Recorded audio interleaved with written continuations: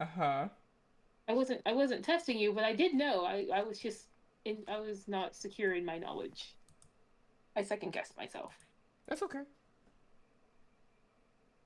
It's not bad to second guess.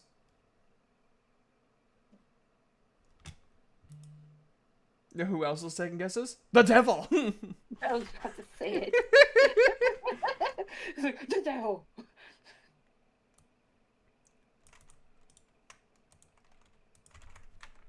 I'm not there yet through my journey through um Nostalgia Critic.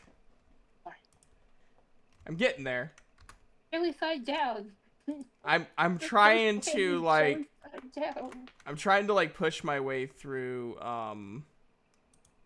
the Tank Girl stream. Mm. Oh, Who the hell? I said I Wait, wasn't going to make it, but I made it. Look at you, you sexy beast. I'm so Hello, happy. everyone. Hi. hello. You made it just in time. Quite literally. It'll stop you And from boy, getting dumber. once this is- Just in And time. once this is all over, boy, will I have a story to tell you. Oh god, is it Oh boy. about the server? Yes. Ooh. Oh boy. Good Do story. we all get to hear it? At the end, I don't think the audience is gonna care otherwise. We got a campaign to play, guys. We got a campaign. Who cares about one single story? We can hear many. We can make That's- money. Okay, but that statement went hard a little bit. Why care about one story when we can have many? That's awesome. Yeah, I actually like that. he's good at that. Secretary, put that on a shirt. Done. Write that down. Write that down. Write that down. Write that down. Hangman. Tic tac toe. Or was it tic tac toe? It was tic tac toe. I guess that is more. Anyways, hi everybody. This is starting a lot faster than the other party. We didn't start until like 20 minutes in. We got it done in 3. Hello everybody. Welcome to session 9 of the Tales of Calastrong D&D campaign. I am the Dungeon Master, Dungeon Daddy. All hail his name. All hail the DD. All hail the magic conch. The DD, if you will. The did-a-dum. Did-it-did-dum-dum-dum. It's like the Ba-dum-bum-bum. So, I have some predictions for you guys. I kind of said this before stream a little bit. So, the other party had really relatively smooth sailing. They had a nice bit of team bonding. And even though, even with the Sand Elf literally just showing up the day before, you guys are like really well rounded and really well like bonded. Like you guys are like vibing just fine. You've adapted well. The other party had their first like in-depth oh god. Gage. Oh boy. I will allow it. I will allow it. That is so ominous. Alright. You looked it up on purpose, didn't you? No, honestly, I just looked up to summon beast can I can use any small beast. So I looked up to see what all small beast there was. And I mean, that was one of them. You got sheep, octopus, jackal, giant rat, giant fire beetle, giant centipede, daggerfish, you know, all kinds of stuff. And yes, obviously the one I sent you is on the list for some reason. I mean, they are really small. Like, if you go by, like, actual findings, they are, were tiny creatures. But what I'll probably do is, since I don't know what my character won't know what they're really doing if they use it, they're going to pick any creature that lands in the realm of what it could be, type thing, you know? Oh no, someone died. Oh, also real quick, what's that? Where you the website you use when you're looking up creatures that we fight? The monster manual. No.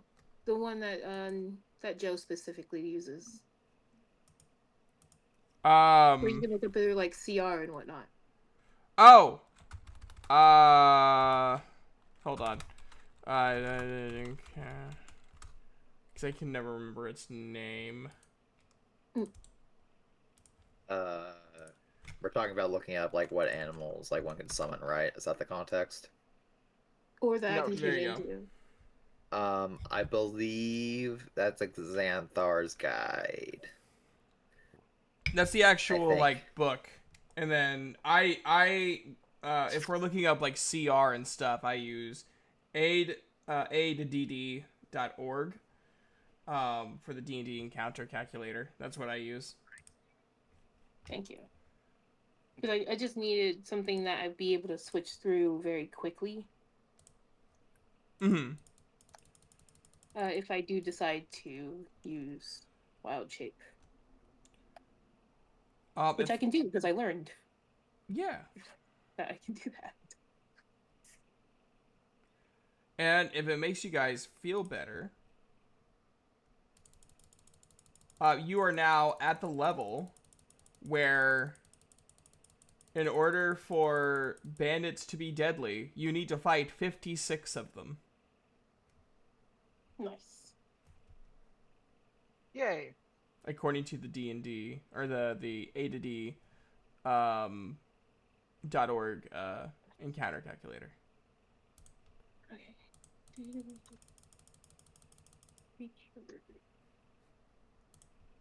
Mm-hmm. All right. So, last time, you guys completed your final mission. You almost got killed by either the panther or the zombies and the maze itself. By the way, Kaylin, Almathea, I rolled to see how the gnome is doing. Oh. That you threw into the maze. He is dead. The maze has taken another. That's what he gets. He was a meathead. The good news is, since he was the source of energy in the maze, he was not the originator, but he was the source at the time. All of the zombies and the maze itself has since calmed down, and the guards are no longer afraid to walk in there. Nice. See, we did good. Aw, Kitty Cat lost all its play toys. That's true. But It I has the mean, hey, gnome. the guards aren't scared to go anymore, so maybe he'll have new ones. That's fucked. Just saying. But yeah. So, you murdered a guy. Indirect. Is it murder if it's self-defense? He wasn't doing anything!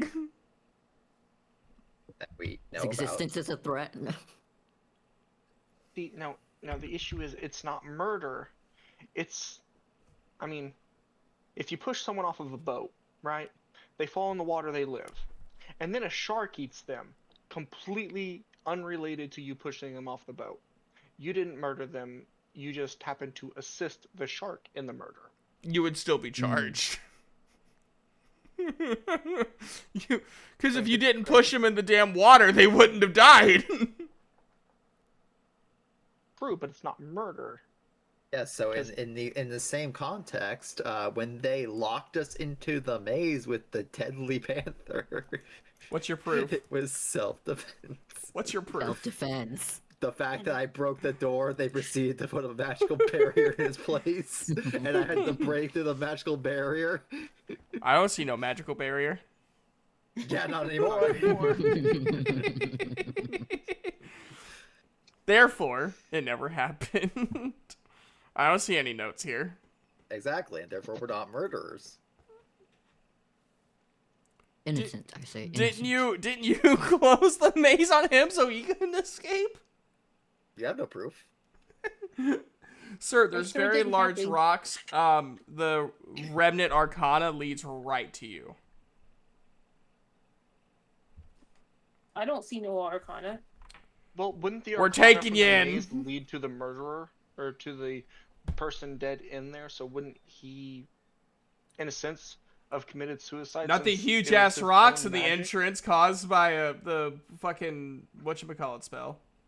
That was to protect this town from the zombies that were There inside wasn't the a maze. barrier in place. I had to put back up a barrier. I helped everyone else. It was dangerous. This He has, was protecting you the know, town. if it was Phoenix Wright, you guys would win because Phoenix Wright, like the way the law works in the Phoenix Wright universe, makes no sense. Lawyers can just break into people's houses and then question them as to why they have this random object in their house. It's like House when he's like, I need you to break into the man's house and see if there's anything that has rust on its pipes. Mm-hmm. Is that breaking and entering? Only if you get caught. And then he admits it. He's like, you have rust on your pipes. How do you know? Anyways, he never broke in. His lackeys did. that's not the point. Anyways, hi everyone. So you guys completed your last Hi. mission, killed a gnome indirectly, allegedly. And now, as you guys wake up, you're going on a trip to save your favorite Pip. Please. That was closer than mine. I was gonna say to save your favorite dimwit. She's smart-ish. Spell mine. It's implied knowledge and intellect. Didn't she spell It's Xiphos wisdom, not correctly? intelligence. How'd she spell Xiphos? What is he? Oh, well, that's not too bad. Yeah, she was close. Sullen, she spelled like the word that she heard. Xiphus, she spelled with a Z instead of an X. Duke, she spelled with two U's instead. And then whatever the heck happened to kill him.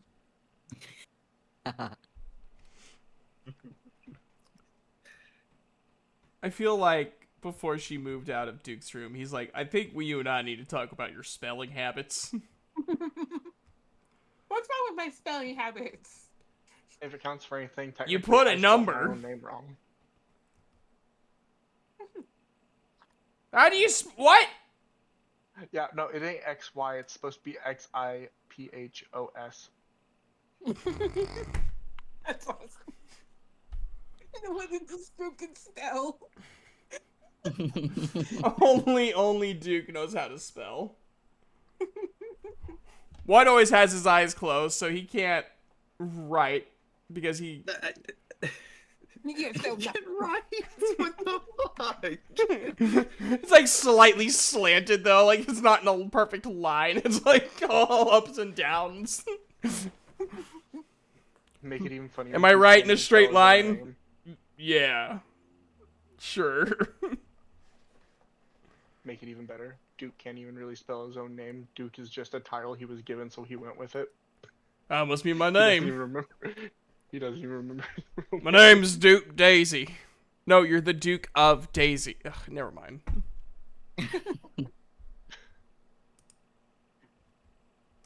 I'm some kind of royalty and shit. Anyways, guys, as you all wake up in your own special ways.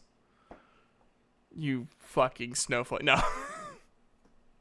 And as you guys prepare to go to Scenarii to save your favorite dimwit. Yay. Yay! Your favorite dipshit. Well, that was just mean. So, I mean, she did get bit twice, so you know. she did. She did. She's like when teens like almost get hurt but don't, and they're like, I'm gonna do it again. She's like the babies that eat a lemon and go, "Oh, that was horrible. Let's try it again." Let's do it again. Maybe it'll be better this time. It wasn't. I'm so surprised. Duke woke up at like 4 a.m. Already has his breakfast eaten, and he is just waiting on you guys to get up as you do. He wants to get a move on.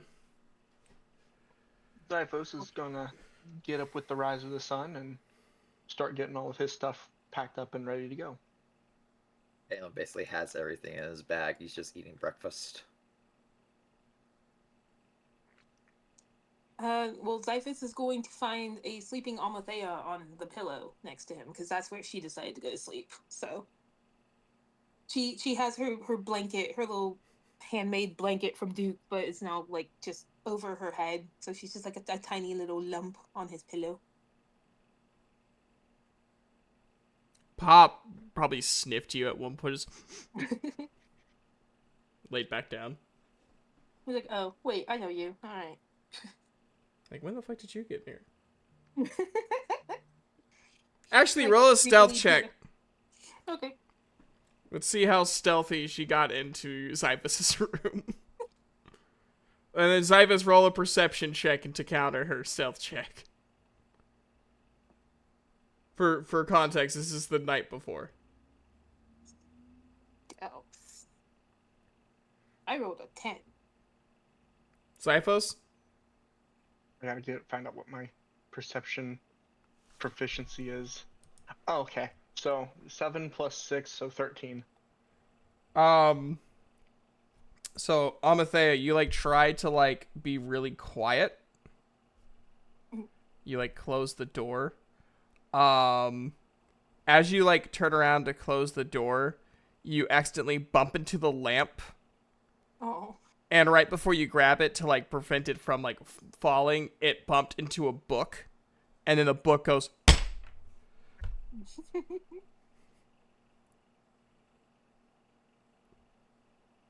Zyphus, you probably like woke up. What the fuck? And she doesn't even say anything. She just wordlessly flies over to the pillow and just puts down her own little tiny pillow and then just brings her blanket up and just goes to sleep. Like, I'm here now. I'm here now, and this is my bed tonight. Good night. Didn't even say a word. Zyphos just, oh well. Alright. Just looks, Well- rolls over. Makes sense because she started in Zyphus' room, so She did. Zyphus is like, yeah, all right, we're back to this. Duke probably fell asleep at the bar from Celebration. And then he doesn't even know who, but someone led him back to bed. Dang. Does he notice that she's not there? He's like, hey, wait a second. Where's my roommate? Yeah, next morning he goes, did she tell me she was going to change rooms? I don't think so. Granted, don't remember much last night. I hope I didn't do nothing stupid. Goes What? down, sees somebody unconscious on the floor. Looks at the bartender. I didn't do that one, right?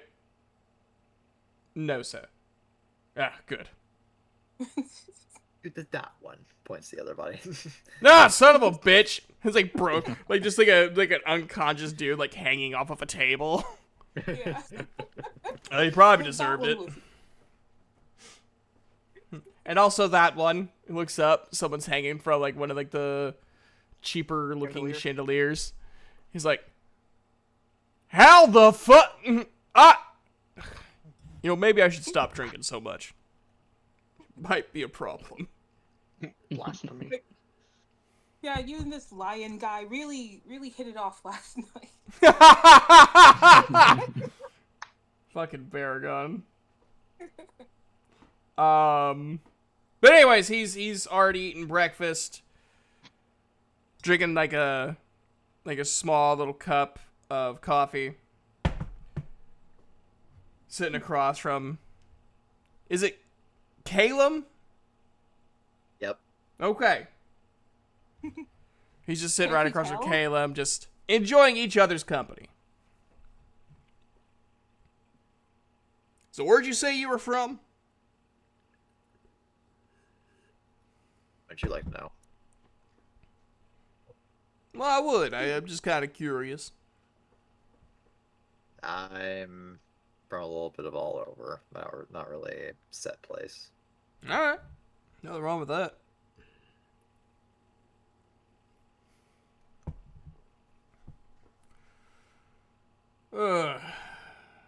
Would you say Xyphos was that? He was getting all his stuff ready in his room, about ready to head down.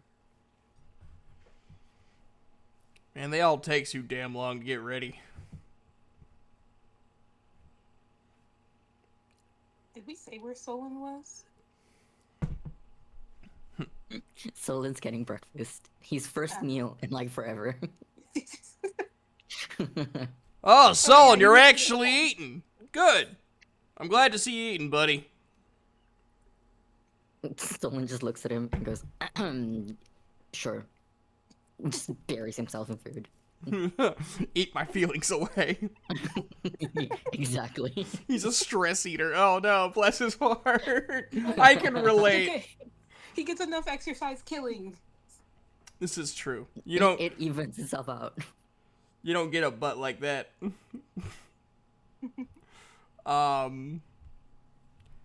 So we're just waiting on our diseased fairy and our de facto leader. Not too bad. You had 3 days. Xyphos is gonna finish getting ready and kind of kick the bed and be like, "All right, time for us to go." Pop Should we- just Amadeo will be like, ah! And like she'll stick her little head out from under the blanket. What are we doing? oh, hairs everywhere. Dreads just all over the place. So what's happening? What are we doing? I wanted to get a cure. Oh right. She like pats her tummy. Ow. And then she'll get up and she'll grab her little blanket and her pillow and she'll fly out and follow him. And we head downstairs. Fantastic. Good morning. There they are. Here we are. Well, You're like pushing her little pillow and blanket into her bag. Doop, doop. today's the big day. Heading up to Scenary. Tuesday? He is wearing a, potentially to one particular person's chagrin, he is wearing a shirt. It's not even like a thick shirt. It's just a thin shirt, and he's like, "It's cold up there. I can't go shirtless."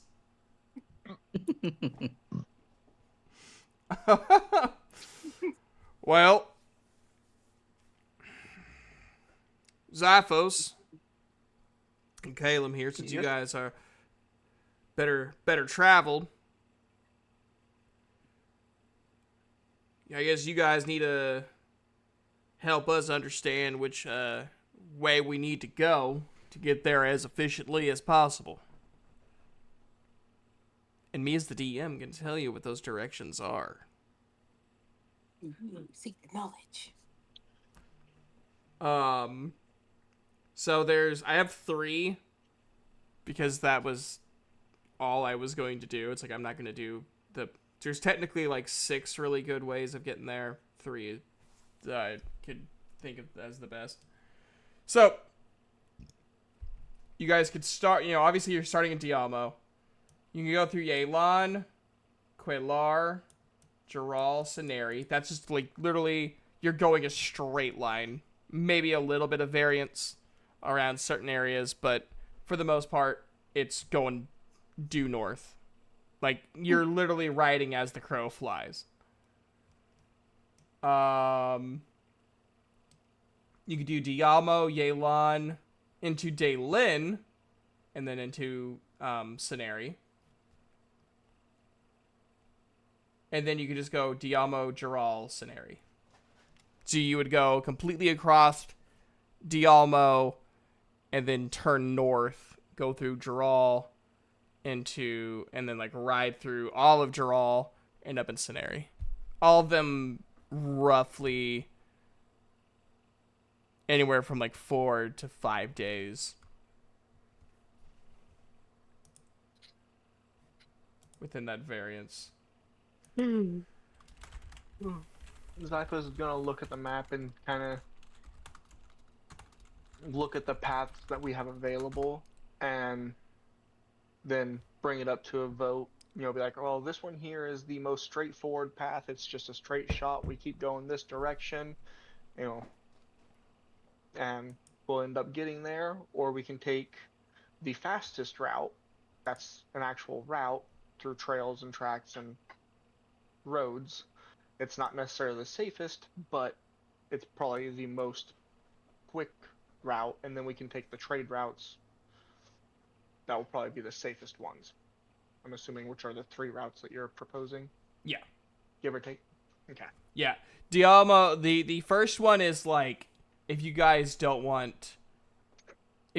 basically just want to keep heading in one direction, without like too much variance of going east or,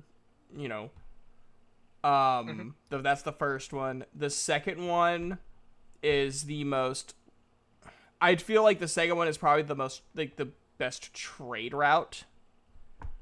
And then the third one is probably the best route if you don't want to deal with customs as much. Like, if you don't want to deal with border guards and stuff like that. Almathea is gonna be, she's, kneeled down on the table and looking at the map. And she points out the first one that goes just straight north. She's like, I like this one. Okay. And then after that, she's going to fly off to the bar to get some food for breakfast.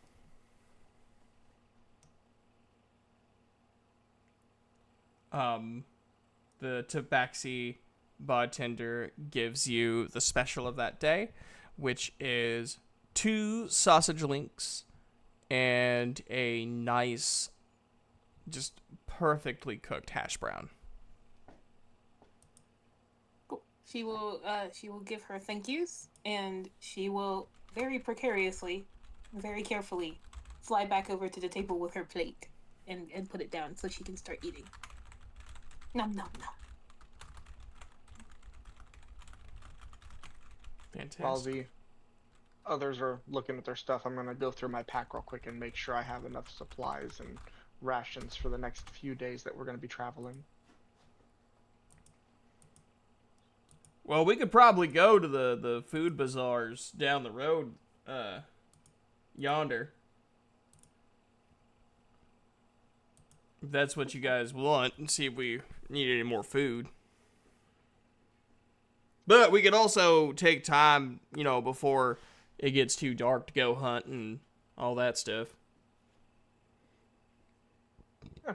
It'll probably be best to go and get some of the staples that we won't be able to get on the trail.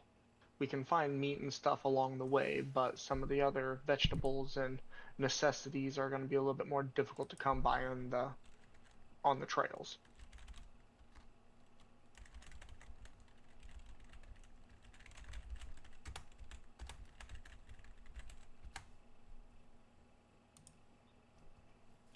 Makes sense to me.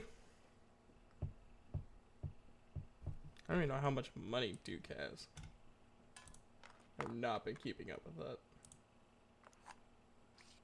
Oh, that's not too bad. A good question. I don't know how much I have either. I Pretty know how sure much like I have. 25 gold.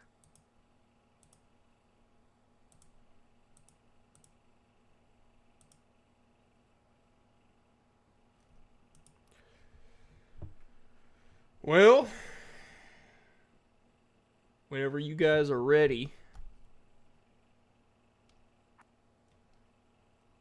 I'm probably going to look at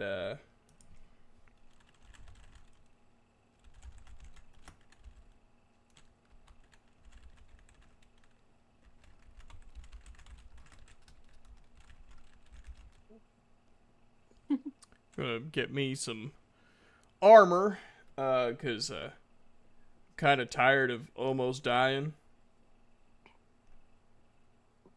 Yeah, that's a smart idea. Yeah, I was thinking that too. So if you guys want to go on and um get the food, I can go and get me some armor. Does anyone else want anything while I'm out looking at equipment? Olin's gonna follow him to get armor as well. Also, quality time. Oh, their first date. Solid. Yeah, Solon read like a romance book last night. What the fuck's a Girl, date? help with the food. I'll get food. All right, we'll meet back. Do you guys just want to meet up the stables? Yeah, we can meet there. Sure. Fantastic. Well, me and Solon will go and make ourselves look badass as fuck, and you guys get the food. And does any of us know how to cook? I do. Oh, good. I've cooked sometimes in my life. I've cooked a couple times. Didn't turn out great, but I have cooked technically. She just looks down at her little tiny hands. Well, imagine as a Say druid, no more. you probably didn't use a lot of meat to cook. You probably ate a lot of the just fauna where it was at. Mhm. All right. And I just Go on. realized Amathea can't help me cook at all. Is it because she's too small? No, because I use cast iron. She's Fey. She can't touch Oh. the cookware. Oh no. Oh. Yeah, I got a cast iron flat pan and a cast iron pot. Oh no. Well, shoot. She can gather ingredients. Grow ingredients. That's true. she could. She could whatever kind of plant we need. She could probably just conjure up. I like to imagine she grows the spices. Yeah. Well, he goes over to Solon, puts his hand on the shoulder. Ready to head out? Yeah, ready whenever you are. Fantastic. He looks at the other three. See you guys in a little bit. Bye bye. And Duke and Solon walk to the armorer. I heard a good thing about this one over here, and he takes you. He leads you to an armorer called hard ass but good ass. Ha!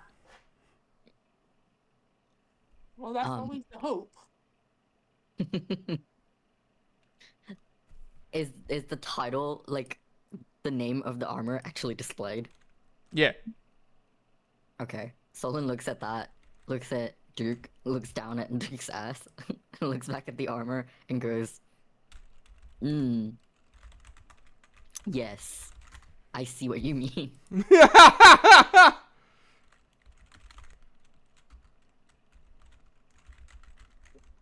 Nice. Solon's awkward flirting. Yeah. I think it's fantastic. Yeah, Solon just kind of like tilting his head back. Yeah, makes sense. Yeah. Can't wait to see that ironclad ass. Um. Hold up. The other one, the other party was really easy because they're teamed up with Kelp, and he has that government money. Yeah. Armor It's just like, yeah, buy whatever you want. cost. Because I have no idea how much armor usually costs. It ain't cheap, let me tell you. Well, I'm not gonna make it that expensive. That's ridiculous.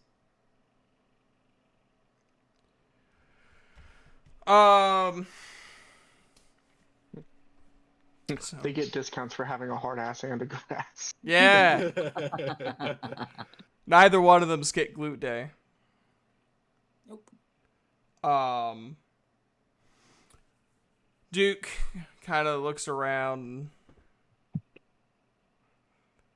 looks at the various materials, you know, the slightly padded leather, studded leather. I really don't think I need like heavy armor. I tend to like to move around a lot. So maybe some leather?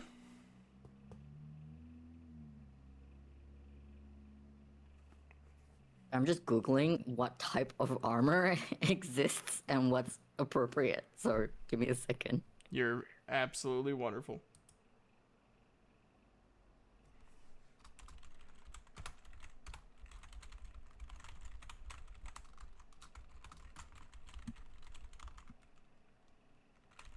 Typing ASMR.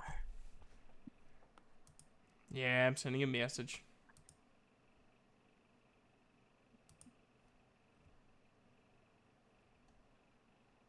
Guys, he's writing up a report about me. Yeah. I'm scared.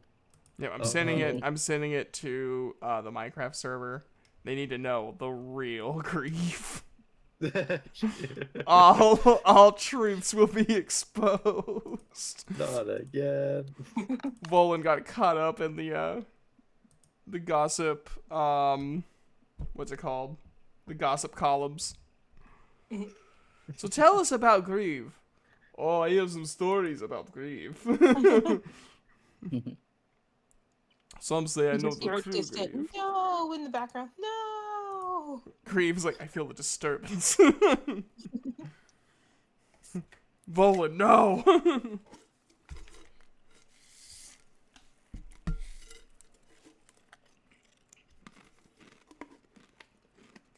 He only bathes once a week. Ew.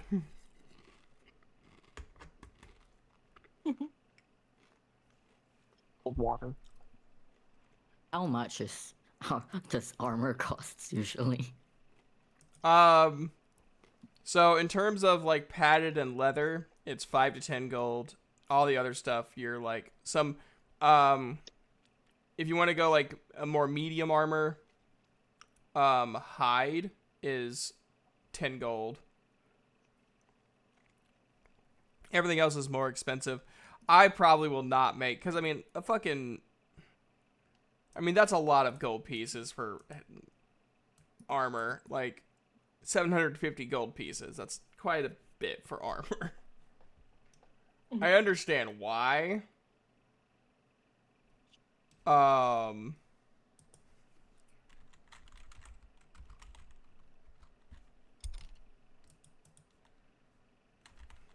Hold on.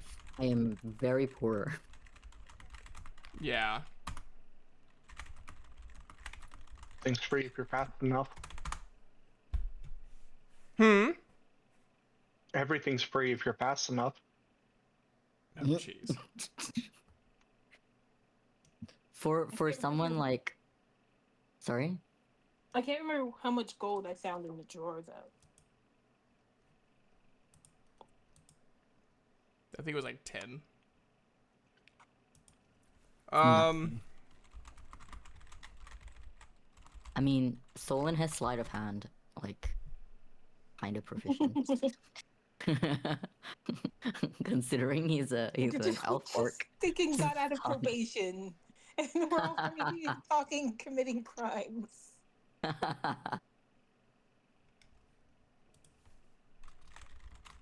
It's okay. Solon's probably gonna like look at the armor, get really excited, see the price, and go, "Oh, okay."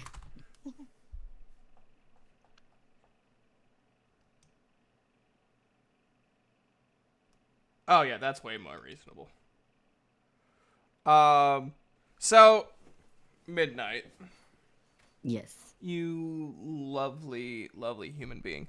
What kind of armor were you thinking for Solon? He has proficiency in light and medium. He currently has hide armor on, so I don't know.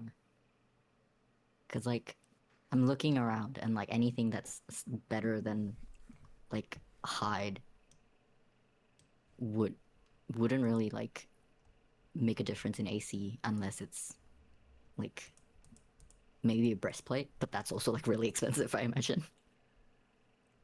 Well, if you go by these costs, it's 400 gold. Yes. I think we're looking at the same chart. However, Yes. Calastrong is doing very well financially, and there's plenty of ore. The supply meets the demand, and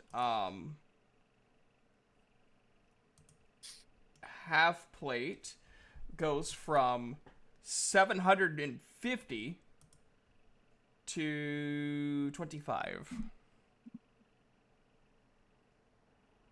That's a massive markdown. Okay. It's also I'll take it. your discount for having both hard and good butts. Exactly. Yeah, That's Yeah. probably why it's so cheap. we He got some seduced them. hiring time, the shopkeep, so he's happy. Oh, your ass would look great in half plate. I mean, if it's 25, I'm gonna take it. Okay. Cool. I have to do math. What is 116 minus 25? 91? Yes. Okay. Oh, that was right? Yes, it is correct. Good job. You did math. Fuck yeah. Take that, Woodlawn educational system. You didn't fuck me today. Tomorrow, probably. Duke will, get a chain shirt for 5 gold. I was about to say, like, how does Solon have so much money? And then I remember that him and Sikov split the gold in the first 2 sessions. Yeah. That's where I got most of the gold. And no one else cared to like get it from him. Well, he was a little scary in the beginning. That is true. He still is, but we all know that he's not anymore. Zyphos doesn't really care about money. He just has it because, you know, it's needed for necessary. some things. Yeah, Almathea's the same way. She's like, gold, okay. I'll keep it because it's sparkly, but you know.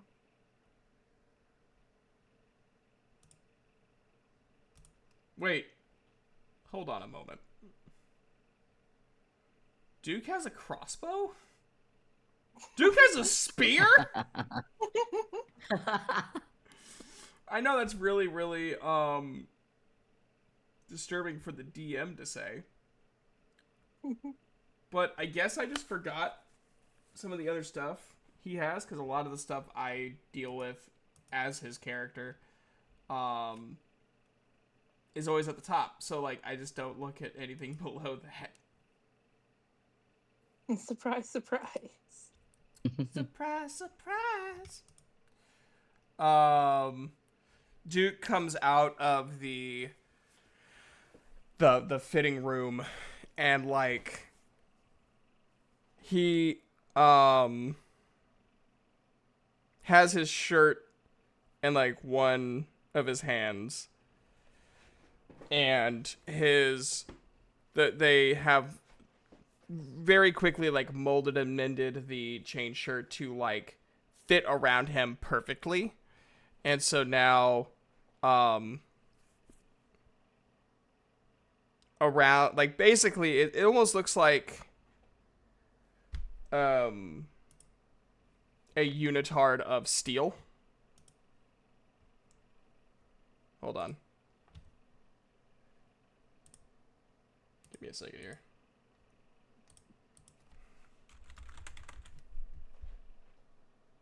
Nope, that's not the one I'm looking for. That's Yeah, I was looking at I googled unitard. And I'm like, are you sure? Are you sure that's what you Yeah, I was meant? like, a unitard of That's what it steel? looked at. That's what Uncomfy. that was the first thing I came up with. I put it in the voice chat text. That was the first thing that popped up. But kind of like it's there's like a little bit of a split where like around like the bottom of his waist. But yeah, it's molded around his butt very good. And so he pulls back up his pants over it, and he puts his shirt over the chain shirt. Now I remember what that word reminded me of when they were like, "Oh yeah, I had to wear a unitard," and he's like, "Hey, you can't use that word." He's like, "Oh, sorry, unispecial."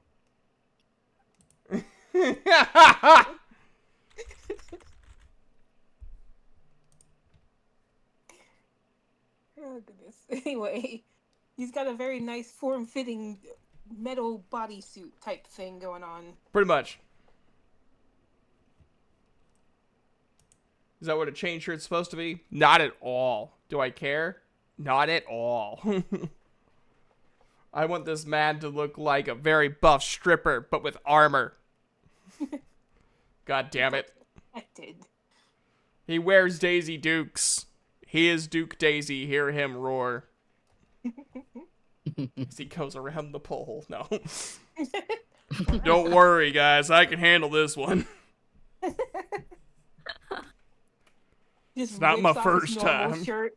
I got this. I got this. My AC is high. I'll be able to handle the pole. And he looks at Sullen. So, what do you think? Solon's just trying very hard to not make eye contact with the glutes, but failing. But they're there. You're right there. How can you not look? Showing it to everybody. That whole. It's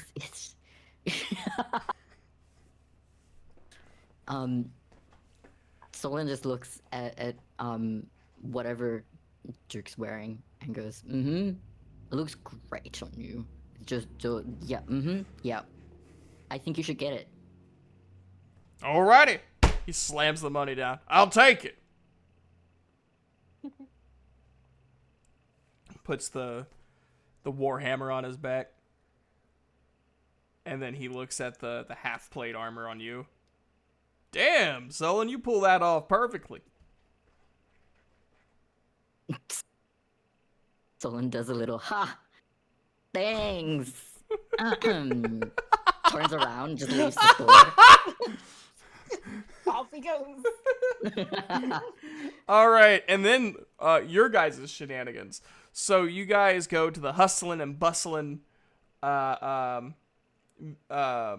food bazaar. You have tons of people being like, buy our fish! Buy our meat! Please? I am but a poor sausage maker.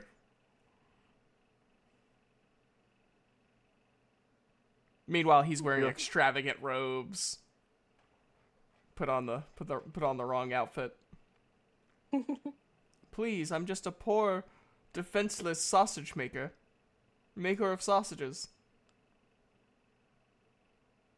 I make sausages. I walk past most of the people with their, perishable foods and go for more of the shelf-stable, longer-lasting staples. You Find a shop that has... You see a man wearing white, a tall hat, a mustache. Hello, I'm Chef Campbell. I have made these iron cans. I hate you. Various soups and stews, not stools. Not stool. No! I've been working healthcare way too long. Soups and shit. Literally. No. Could you point us to a stall that might have some potatoes, carrots, and rice? Are you sure you don't want the canned soup? How would we open it? Well, that's not my fucking problem. That's your fucking problem. I'm just selling the soup. I have this soup opener. And he just puts a dagger. Just a normal dagger. I just kind of turn and walk away until I find a stall that's Wait! selling... No! I'll be famous one day! The possibilities! I'm not gonna lie, when you first said the description, I didn't know who it was, but I knew it was a reference to something. And so, of course, the first thing you said when you said tall hat and it was white, I was like, Doug Dimmadome? Owner of the Dimsdale Dimmadome? No, that's my cousin. Fairy lady, please, you know good quality cans. Have you ever seen one? Elfman, you know? There's no Elfman. There Not to be literally confused is. with Elfman from Fairy Tale. Yeah. Maniac, are you there? He's muted. Why, I know. I was just wondering if he's there. Yeah, I'm here. You okay? Yeah, I'm good. Okay. Giving off Duke vibes over here with the I'm good. But So just the Chef Boyardee, I thought it was Campbell. Chef Boyardee Campbell is like, Elfman, you know good quality cans if you've seen one. There's soup in them.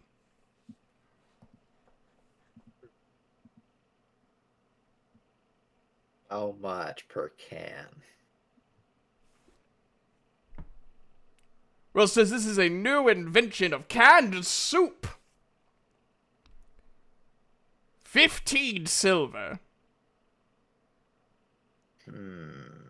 It does not come with the dagger. You have to buy the dagger separate. I'm not a charity. where he makes all his money. I don't know. I'm not Chef Charity. I'm Chef Campbell.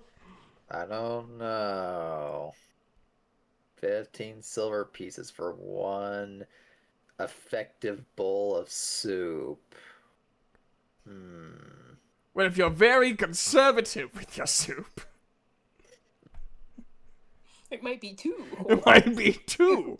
How many's in your party? I'm sure the fairy can go without food. It's fine. Hey! She's small. To be fair, I think we could drown them in one can of soup. So See, you already know another utility. That's no.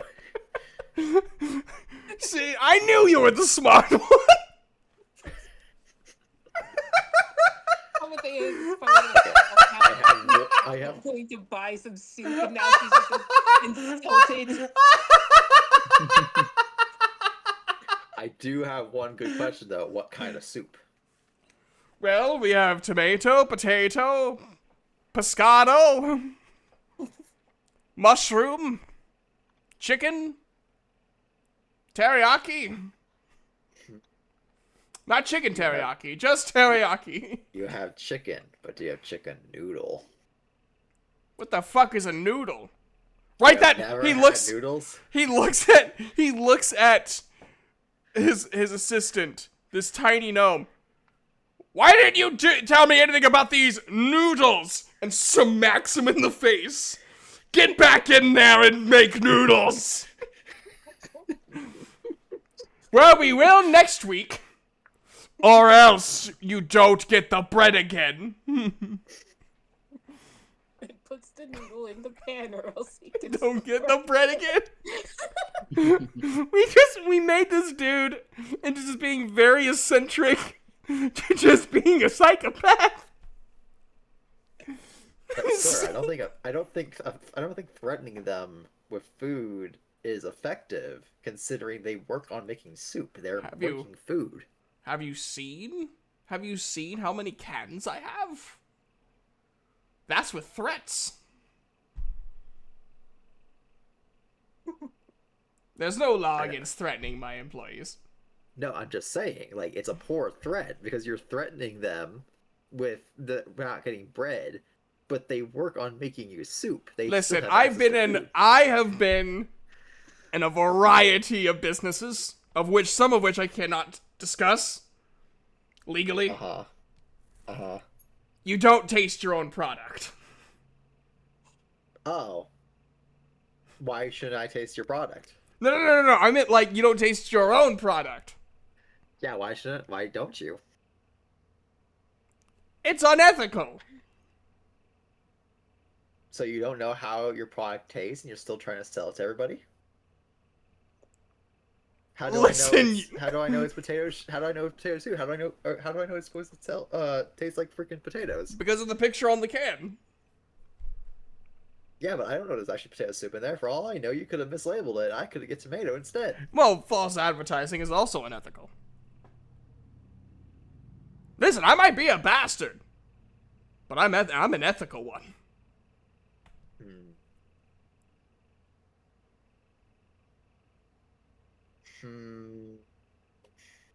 Taking bread away is good for him. He eats a lot of carbs throughout the day.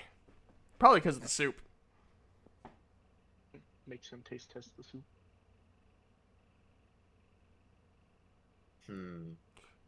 Oh, look at the time! Time to close shop! Slams the curtain down. No, don't put the cocaine in the soup! I told you this! You could have led with that. I would have bought several cans, you fool. Damn it! Anyways, Cyphos, roll an investigation check. Will do.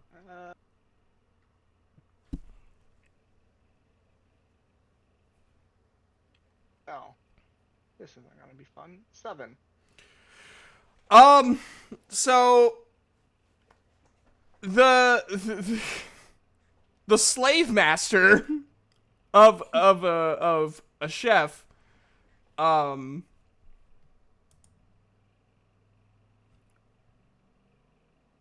just got your message. The slave master distracted you so much and kind of annoyed you. So you forgot what you were looking for. Then you remembered, and then you were overwhelmed, and, was trying to find, and you just started asking anyone and everyone. Eventually you did find it. And it's just like an old orc man just being like, do you want some potatoes and other root vegetables? Yes, please. Cool. They're, we kind of have a surplus. We have a pretty successful farm, so I usually don't sell my shit for much. It annoys everybody. They're all like, oh, it's against the rules of the guild. Well, I'm not part of any guild. I'm just serving my family. It's 2 copper for each of whatever you want. I go through and I find about a week's worth of supplies. Cool. And Caleb just Um, tosses like 10 gold pieces, even though I'm pretty sure that's like way more than what we need to be paid. Are you sure you want to spend that much? I mean, you won't. You don't have to. I don't have to, but at the same time, I don't have anything else to buy at the moment. Well, then, and he reaches in his pocket. Take this, and it is a charm of Sir Les. Charm of Sir Les. Okay. Yep, Cerles. Cerlas? Yes, it's the Yes. she's the goddess of life. Got it. Charms like these helped my family with prosperity and all that. I'm not trying to be like, oh, worship Sir Les, she'll make you rich. Just, I think one good turn deserves another. She has treated my family well, and I just want the same for y'all.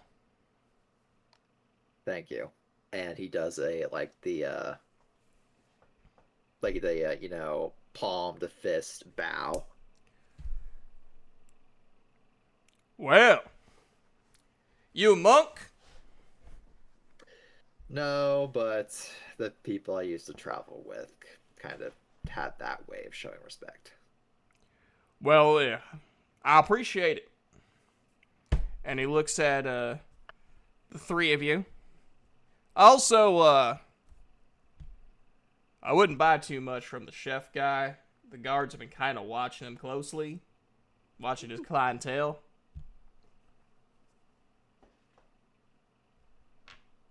Again, I just don't want none of y'all in trouble. You look like good people. Oh, don't worry. He already fumbled his sales against us. Well, that's probably because he partakes in his own product. It's unethical.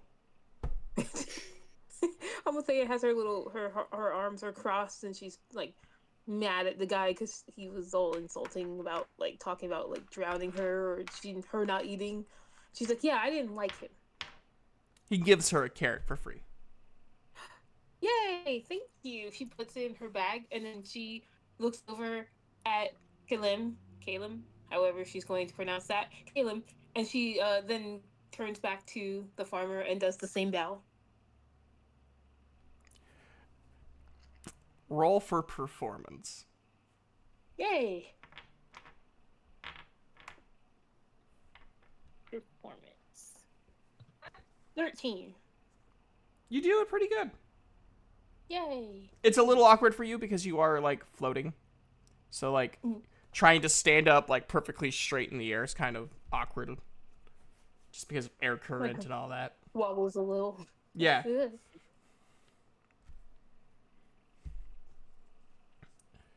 And he doesn't do it fully. You can tell kind of is like kind of uncomfortable with how his back has to move. But he does one a little bit right back. Well, I'm guessing y'all are adventurers. It's usually who buys stuff like this. Mm-hmm. Well, Sure. wherever you're traveling, I hope that all the gods and Sir Les keep you safe. And if y'all come back, I'll get you a real good deal. Thank you. Before we leave, do you by chance know where I might be able to purchase like a good like blanket or like cloak? Oh yeah, you want to go to my sister? She's across the way here. She's on the other side of the alley, but she's about 3 or 4 stalls down. She uses various silks and sheep cotton from her own farm. She harvests spider silks and sheep wool, and she weaves them together. Best blankets. You'll have the best night's sleep you'll ever have. Thank you. Take care. You as He gives a well. little bow again. And then Caleb starts walking to that stall to get a blanket or a cloak. You see a well-aged orc woman. Well, I saw you talking to my brother. He probably talked your ear off, didn't he? He was not that bad. Not as bad as the chef. No, we don't talk about the chef. He's not even a chef. I don't believe there's soup in those cans. You know what I think? Yeah. I What think do you think? he's kidnapping fairies. Putting them into cans.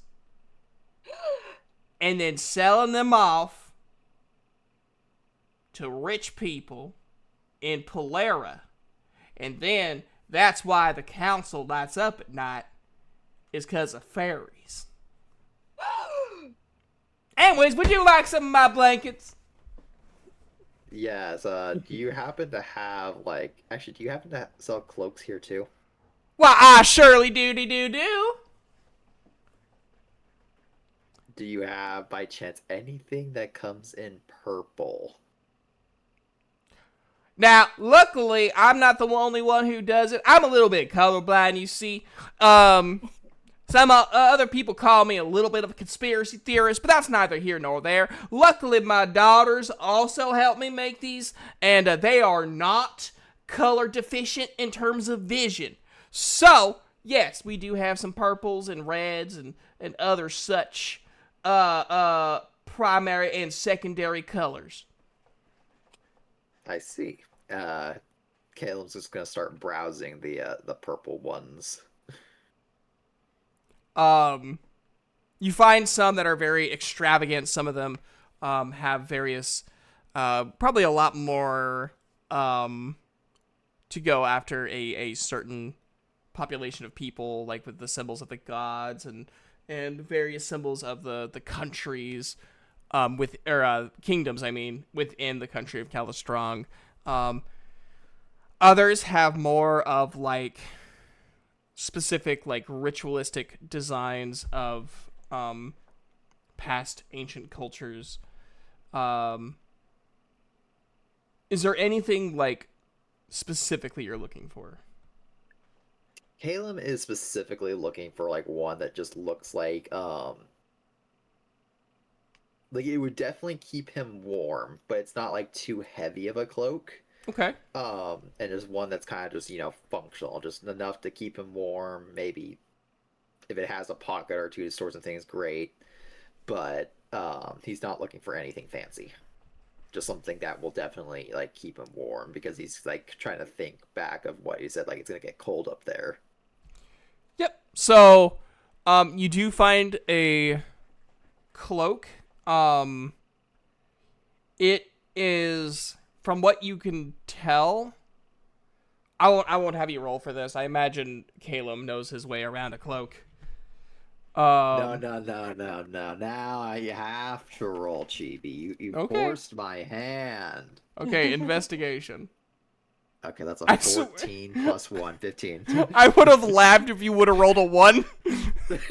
You look at an orange cloak. Purple enough. Literally the complete opposite of purple in terms of the color wheel. Like, purple enough. It's connected. Yeah, it's around there. So, With the color. You do find what you're looking for. It's not real thick. It actually feels kind of relatively thin, but from what you can tell, it is relatively insulated. Now, obviously, if there's like a blizzard or something, you may have some trouble.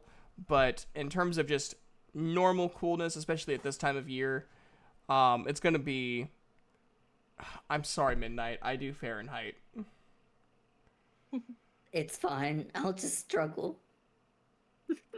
Hold on. It'll be like relatively like high 40s, low 50s. Hold on. Are you doing the conversion for me? I'm doing the conversion for you. Okay, I was about to bust out my phone to like do the conversion. 10. 50s Um, is 10. yeah, it'll be about 10 degrees Celsius. Okay, 8 to 10 degrees Celsius. it's exactly what's like right now.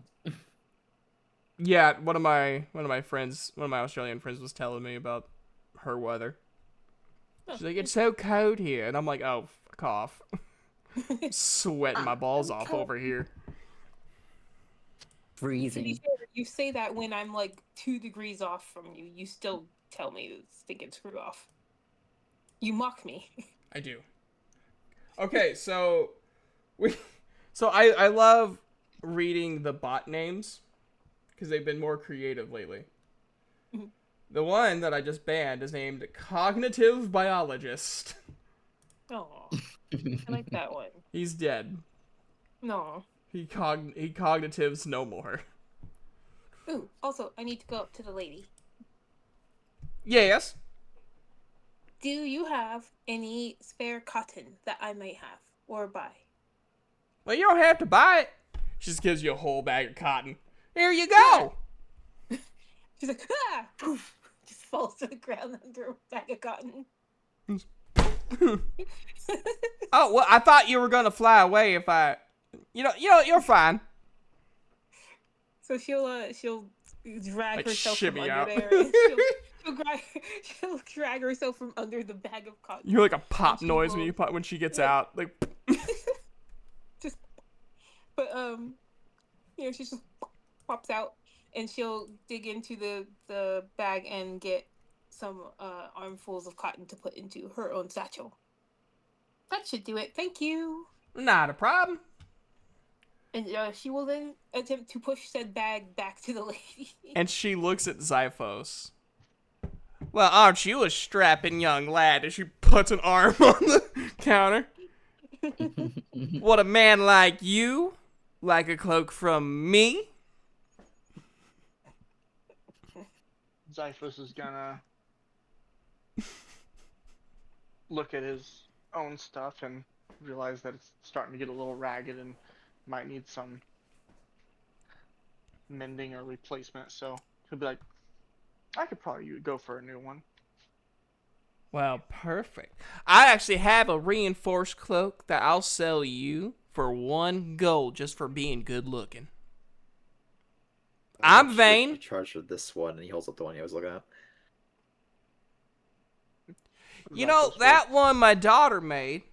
Let me grab her out and she can sell it to you. She needs to have practice anyways. Cheryl, get your ass out here, damn it!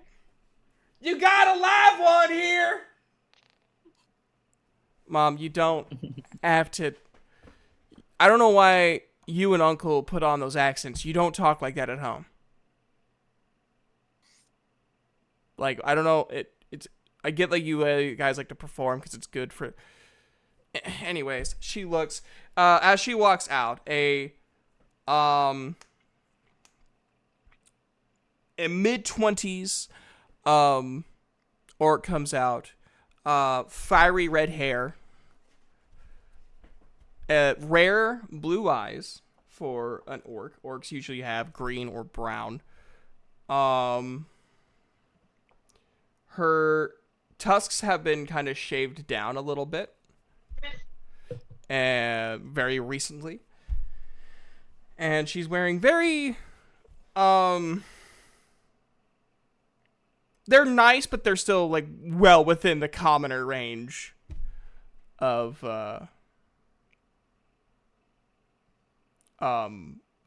clothing costs. And she looks over at Caleb and goes, how can I help you? Yes, I'd like to buy this cloak. Oh, yeah, sure. I can sell it to you for 5 silver.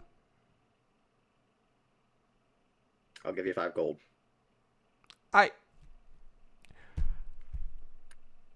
Sir, I said 5 silver. And I'll give you 5 gold. and I'll give you change for 5 gold. He looks around. Is there a tip jar? How about this? You pay me 5 gold and I take you out to dinner. No thanks. I'm gonna be leaving there today. I didn't say today.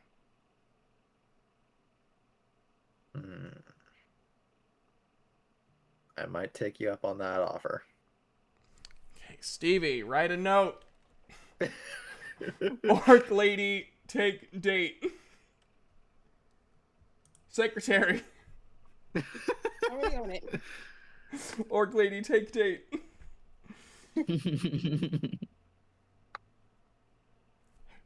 Meanwhile, the older orc lady is still looking at Sipos.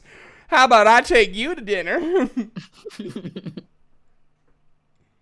I'm fine, thanks. Yeah, just my husband supposed to be probably fine. wouldn't take too kindly on that. I Mom. reach in my bag or my pouch and I pull out 1 gold piece. She takes it happily and puts it in there.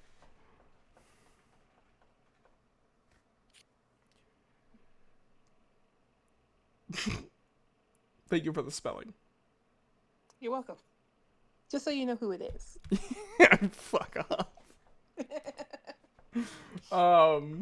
So, she takes the 5 gold from Caleb. Oh, and be sure to make it back as soon as possible.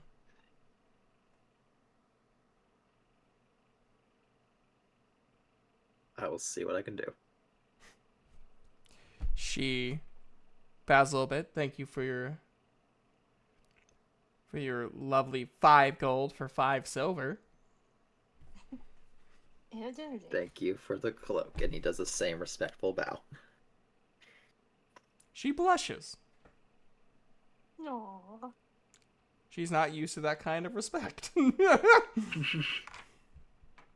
And she doesn't say anything, and she pulls a sullen and just goes back to where she was. Starts off just boop. Ha! Yep, and then goes off. Must be an orc thing. Gale immediately puts on the cloak and he's like, alright, I'm good. Alright, guys, let's never come back. No. Wait. We avoid this place like the plague. He leans back onto the table, or the stall. Do you know anywhere where one could potentially get a good staff? Oh, yeah, you need to go to my other brother. He whittles things. Family business. And that's good and all. That's good and all. But do you know who that makes magical staffs?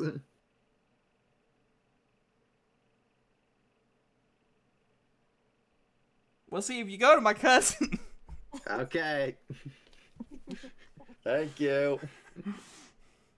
So you guys, she tells you where the cousin's at, and he doesn't have a big stock, as you would probably expect from a magic staff store. It takes a while to make those things. And he's not even an orc. He is a wood elf tiefling. And he's like, I'm guessing my cousin sent you over. They did, yes. They're a good family. I am looking for a magic staff. Any Or particular just a staff. Just one that will help, me cast spells. Of course, I'll see what you have, but, that's just the baseline. any sort of like affinity to like a certain element or Got anything related to lightning? Actually I do. Oh. he goes and his hand like glows like a blue, and grabs one, and the air around the stall begins feeling like static. Like the hairs on your arms, the top of your head, anywhere where anything is like standing up. Even like the air you breathe just feels just off from its ability. Like that.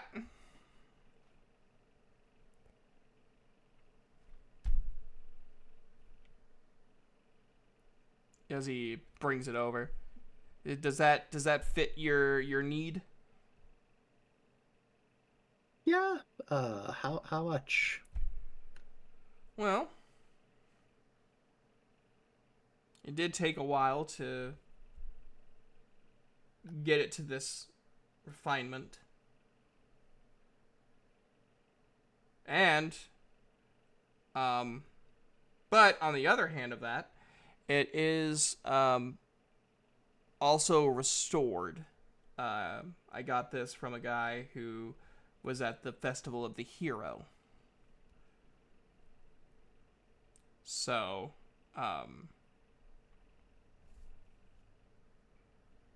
I will say, how is 40 gold? Yeah, that's good. I'll take it. Okay. I'm curious. Staff that they got from somebody that was at the Festival of the Hero. Do we recognize this staff at all? Well, how about you done roll me a history check? Oh, that's a one. Oh, no. That's a good staff right there. Here, I'll also roll because it seems You like don't even remember what the festival was called you were at. You're all out of sorts. You don't So even I know got- where you're at right now. I got hold on. I got a 21. You don't recognize who had the staff, but it is one of the staffs that were there that you could have picked up in the loot pile. From the loot pile. Okay, just wanted to make sure that this wasn't one that some kobold ended up bringing over and trying to sell off. Well, meanwhile, the kobold also has another staff that I don't think many people would want to buy. He's gonna have a hard time selling that one. And he might end up, depending on what happens, he might end up not wanting to sell it. Which is potentially worse.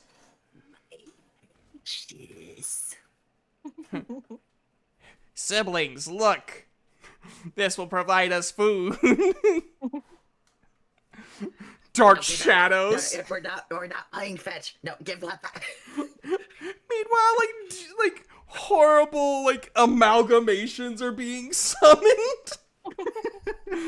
Like you're just gonna hear reports of like horrible aberrations being running amok around this certain mountain. With the roars of dragons. Oh no. Is there anything else you guys want? All good. I'm good. Is there anything I need to write down specifically about the staff? Essentially, you get an extra 1d6 to any lightning spell that you cast. Got it. Okay.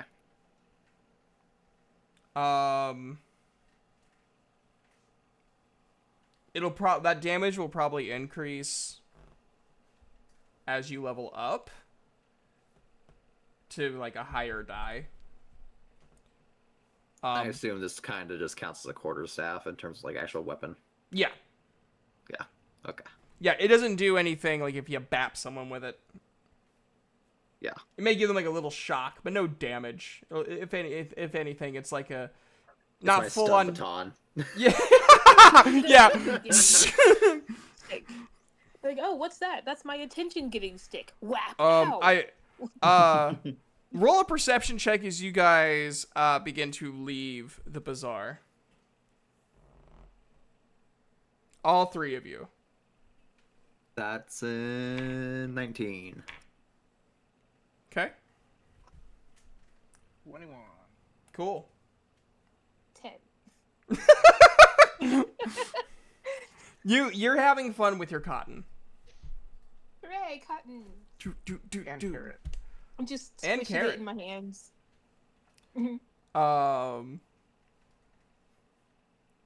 So, I hope the carrot is separate from the cotton. Yeah, no. She's just squishing the cotton in her hands. Okay. So, you guys, as you're leaving, you see the chef and his little gnome lackey, huge bags over their shoulders. The stall is closed, and they are attempting to sneak away. I told you that they would find out. Stupid. Sorry, sir. You and that cousin who likes potatoes too much. And then when we get back to the farm, you and the other ones working in the lab learn how to refine it and work on your cans. This is a terrible looking carrot. It looks more like it was more like something out of the Rings of Punishment than it does a carrot. Sorry, sir. Like, what kind of carrot is this? This is clearly a rutabaga. This is clearly a radish. Do you guys do anything, or are you just gonna let him leave? I really wish I had the spell heat metal. What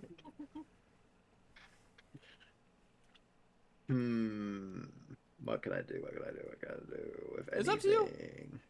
You don't have to do anything. You can just let him leave. I got it.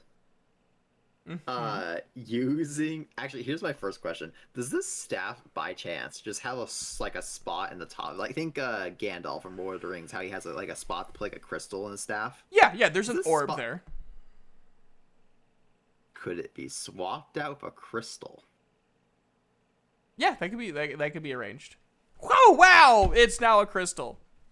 Well, no, because what I mean is like, okay, let me reword this. He's going to take the orb out, put that in his pocket. He's going to take a crystal out of his pocket and put it in its place. He already has a crystal he wants in it. Oh, I'm following Of you. course. Yes, that is allowed. Okay. So he's going to do that. And then he's going to just test it out by stabbing the staff into the ground, like tapping on the ground, and then I want to cast Mold Earth just enough, just subtly enough for the earth to roll up and cause him to trip. Okay, let me roll to see if he trips or not. That would be like what, dexterity? Like a dexterity saving throw. What's your DC on your usual DC related 15. spells? 15. I'm now wanting anytime someone has reality changing powers, I want the sound effect to be woo wow. Ooh, wow. And just poof, it changes. Anyway, continue. So, he rolled a nat 1. Oh no. So he doesn't just trip. He eats shit. I mean, just absolute. All his cans and cocaine just spill everywhere. Oh no, my cocaine! I mean, soup flour. Because that's how you make soup. Quick, you stupid gnome, start snorting it all before they find it!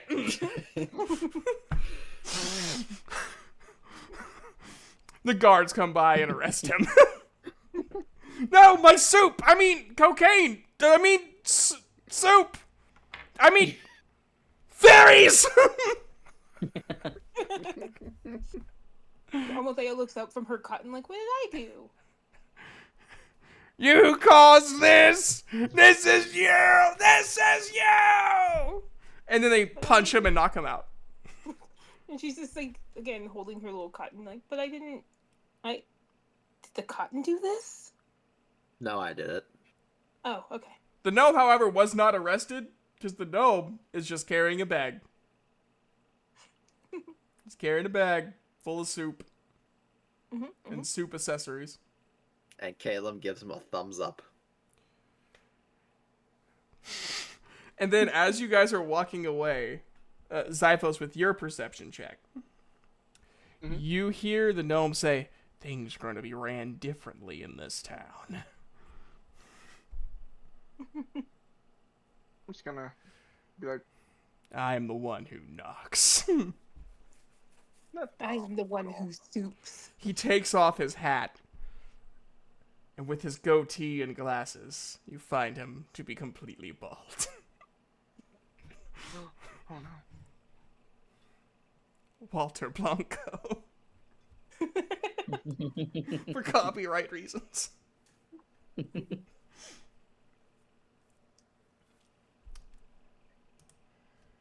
Cyphos just kind of shakes his head and carries on. Just like, not my business. A weird town, man. I like how I was like, oh yeah, Felgarth is so peaceful. It's a real people town, and I'm like, also there's a drug empire, I guess. Ran out of a soup kitchen. Oh, I made Felgarth into like partial Midwest city and partial mobster New York. Oh, Chicago. Not quite that bad. I'd say like probably Peoria would have been like that. Like if we're gonna go Illinois towns, Peoria was probably had some presence there. Okay. Peoria still has some presence there, probably. Especially if you go like east Peoria. What the fuck is going on here? Oh. I was getting like a bunch of notifications from a specific server. I'm like, what are you guys doing? What's going on over there? But it's food and medicine reminders. I'm like, oh, okay, that's not too bad.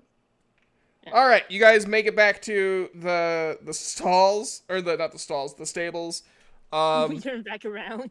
You see, yeah, right, let's just go and see what else is there. Wow, a lot of people are related here. That could be troublesome. All right, we're ready for that date. I thought you said you were leaving. I'm confused. So bewitched by your beauty that I couldn't stay away a second longer. And then now it's suddenly a romance roleplay. And then she looks at him. No. Hang on. No. He goes to like the stall over the hat maker to make sure he gets a new hat. Yeah. You find out that's like the other daughter. The other daughter sells hats. We just have a family business. We're a real like farming textile family. We like the hard work. But anyway, I had to make it back to the stables. We have a brother who's an author. No. We don't talk about him. No. Anyways, back at the stables. You guys see freshly armored, because I love flustering Solon so much. Duke has a rag and he's shining the armor that Solon is wearing. I just don't know why they didn't clean it at the damn store. Would have taken seconds.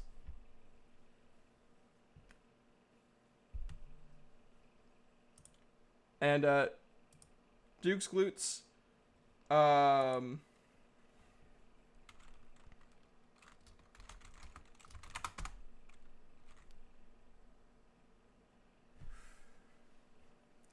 Duke's glutes look amazing.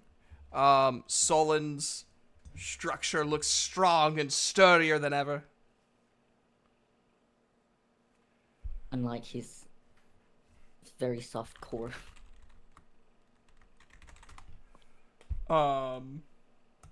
Hey, Duke turns around.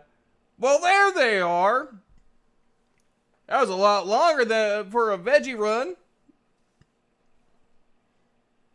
We got other stuff too, like cotton and carrots.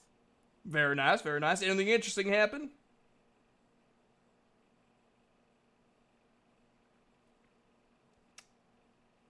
Anything at all? Not that I noticed. Everyone was really nice though.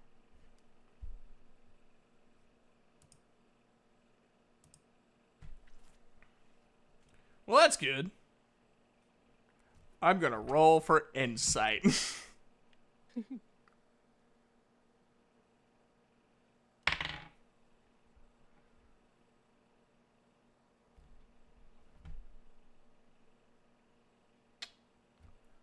That is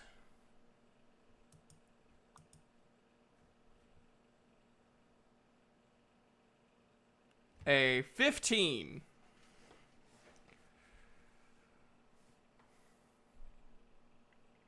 Is that enough for him to decipher whether or not you're telling the truth or not?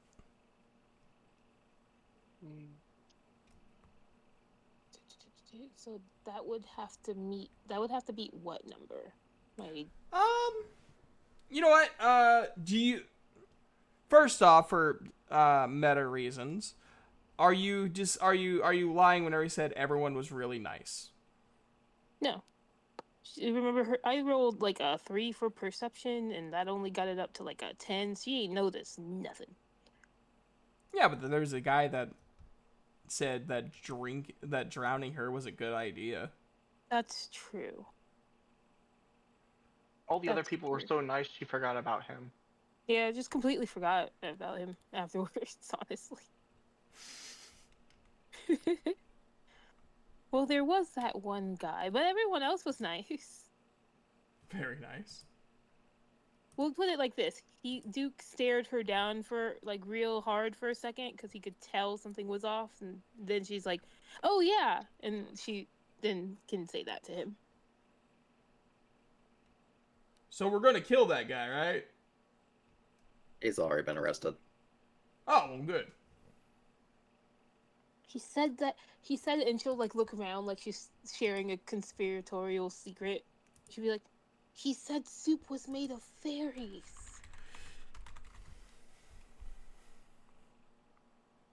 And then I should drown in it. So I'm sure.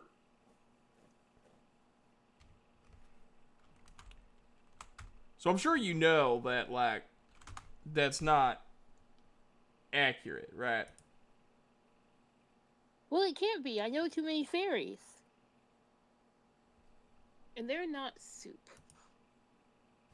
So he's a liar. I mean, you could probably make soup out of fairies, but I don't know how good that would taste. She's like giving him this horrified look like, why would you do that? Well, I mean, people are fucked up. Like, I don't know what to tell you. You're an anthropologist. You should know this. She'll quickly whip out her notebook and roll People quickly are through. fucked up. She's like, no, she's like looking frantically through the pages for like a page on soup. She's like, soup, soup, soup, soup. Like she's frantically trying to make sure it's not true. Zyphos thinks for a moment and goes, "It wouldn't be very efficient. Fairies are about the same size as frogs, and you don't get much meat from frogs, so Hey, it wouldn't be I'm very good tired soup." of frog. Duke Frog kind soup of is laughs pretty with good, that. though. Was that Wait, what did- Midnight talking, or was that Sullen? Let's say both. You've had frog soup? Me or Solon? I don't know. You were the one who said it. Like, I didn't know Okay. if you were like Me- being legit. I have had frog soup, yes. Oh, What does was it that taste like? I need to know. Yeah. I mean, frog kind of tastes Um, like chicken. I made fried frog legs before. I have Yeah, never had that it either. just tastes like chicken. It's Yeah. it's like bouncy chicken. It's a little bit rubbery and a little bit slimy, but like frog So legs I are probably, good. so Gage, with you knowing me and like the textures that I have a hard time, I probably wouldn't like it as much. Oh, you'd like it. It's not like slimy. Think of like I was more talking about the rubbery aspect because I have a hard time because I have the saliva thing. Have you ever had a drumstick that was boiled instead of fried? No, at least I don't think I have. Yeah, It's like the frogs like I had pretty much like if I peeled it off of the bone, you would think it was just slightly salty chicken. Okay. Mm. So Some of probably them- just put I a guess little bit of sauce on it, I'd be fine. yeah, depending on the size of the frog and how young or old it is, I guess kind of contributes to the texture of the meat. That makes sense. Yeah, I could see that. Yeah, how it's cooked and all. Because I mean, heck, when I was younger, we used to go frog gigging, get our own frogs, take them back, skin them, clean them, cook them. Yeah. That sounds about right. That checks out. You gotta be careful when cooking them. They will jump out of the pan, and that's not an exaggeration. Oh, because of the muscles. Yep, the muscles and everything will still kick, Yeah, the and they will nerves. jump out of the pan. Get back in there. Put the lid on it. Dunk. You just hear the tinging. Not today. That's so fucked up. Anyways, you see a familiar face that you never asked the name of. The Warforged that brought you here. Well, y'all look familiar. Well, most of you. You're new. Looks like Caleb. Are you a new member of the party, or did I just like forget about you?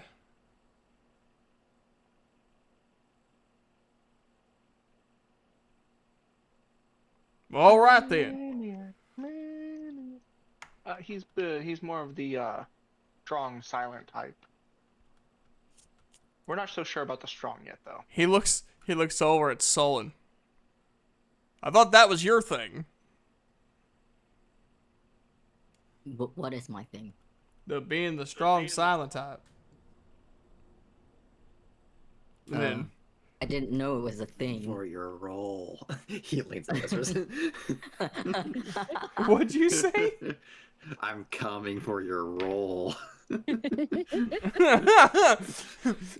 my god! It's the one anime subplot that everyone remembers. Dun-dun-dun, dun-dun-dun-dun. Anyways, Duke's like, listen, we're just not talking to folk. We're more focused on getting to Scenarii as fast as possible.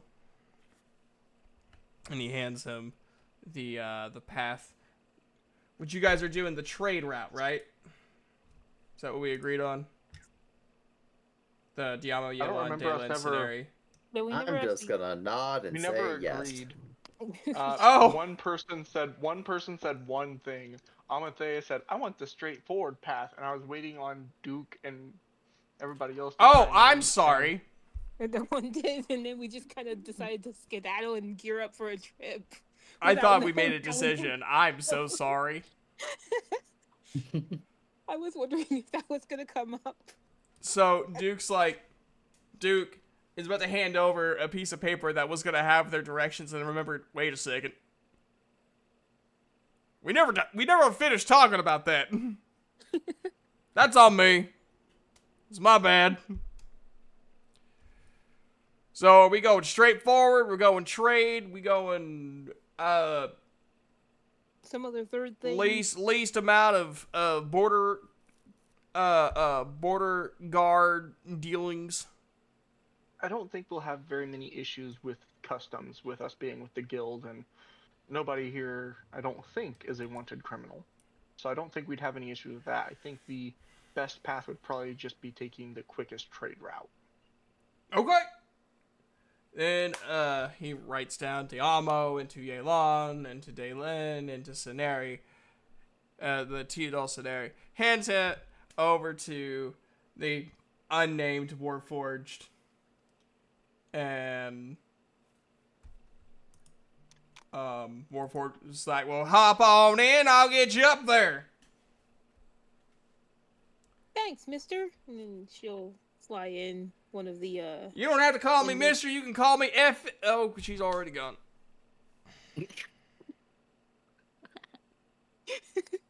He looks at the other four of you. He's like, if you want to refer me by my name, oh, you're already welcome to the back.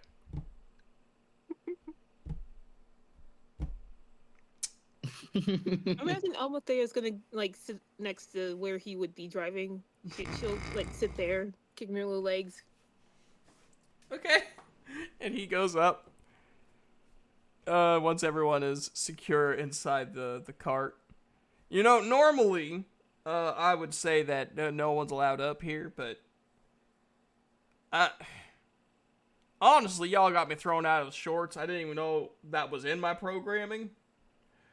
So I don't care. Leads you out of the town. And now how I'm gonna do this is basically I'm gonna do the 3 R's: roll, role play, roll. So I'm going to roll, see if anything happens. In between, some role play, and then a roll, and that'll be the day cycle, and then roll, role play, roll for the evening cycle, and then that will be today's session. Okay. Okay. So, thankfully you guys are doing a different route than the other party, so I can have fun with it. So to give you guys complete transparency, I have a D8 to roll. If I roll a 1, it's a bandit robbery. If I roll 2, nothing happens. If I roll 3, a chimera attacks. If I roll 4, you'll pass a village having trouble. If you roll 5, nothing happens. If you roll 6, traveling merchant. If I roll a 7, nothing happens. If I roll 8, nothing happens. When I roll and I hit something, the next time I roll this, it will be something different. So, first roll. I knew it. I fucking knew it. So, I would say, so about 2 hours in, right, you hear this, like, sound that's very akin to, like, a screech, like a screechy roar. And right in front of you is a chimera. Figures. I fucking knew it. Duke gets up. Come on, Solon, let's show what our sexy armor can do. Solon just chokes when he hears the word sexy, and he's like, what armor? Well, we look really good in it. Right, guys? We look good. Right? Very, very shiny. Thank you. Solon just looks between Duke and everyone else, and then back to Duke and goes, okay. And he just stands up and he just picks up his. Why his is he battle axe so and goes, fucking cute? I ruined this man. I am sorry. No, he's just. He He's was just so awkward. stoic. He was so stoic in the beginning. He was. Ever No, since he's feeling Almathea things. Group made him grow big, his stoicism is gone, and now he's just a sweet, socially awkward, beefy man. He's baby. He's the baby of the group. He's baby. All right. People. Zyphus is going to hop down with Duke and Saloon and Solon and stand next to him. New cape on and everything. Damn, dude, you look badass as hell. We're just aura farming. Ael's just standing up on the cart. And Amathea will also stand up on her seat next to the driver, just like, I'm ready as well. The heavily armed Warforged is not assisting you. No. He's being petty. Okay. You know what? Fair. You guys got this. All right, roll for Thanks, initiative. mister. Unless Zyphos wants to try and talk it down. I rolled an 18. Nah, I think I can take it. How do you spell Caleb's name, like, for real? Kalim. Okay, I spelled it right.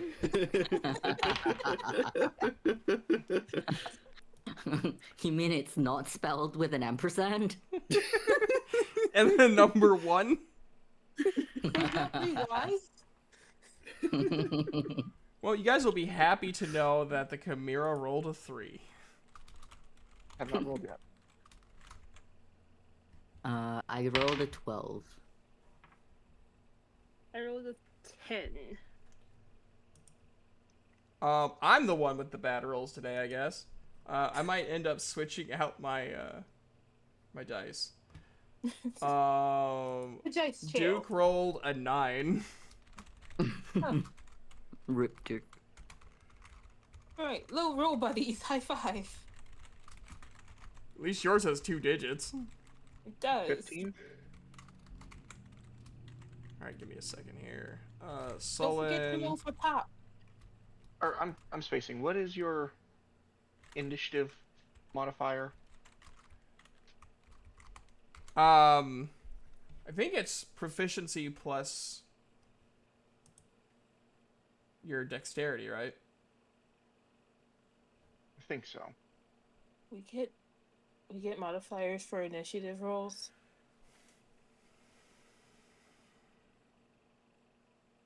So anyways, What's your dexterity, like, modifier? Mine? No, Amathea. 0.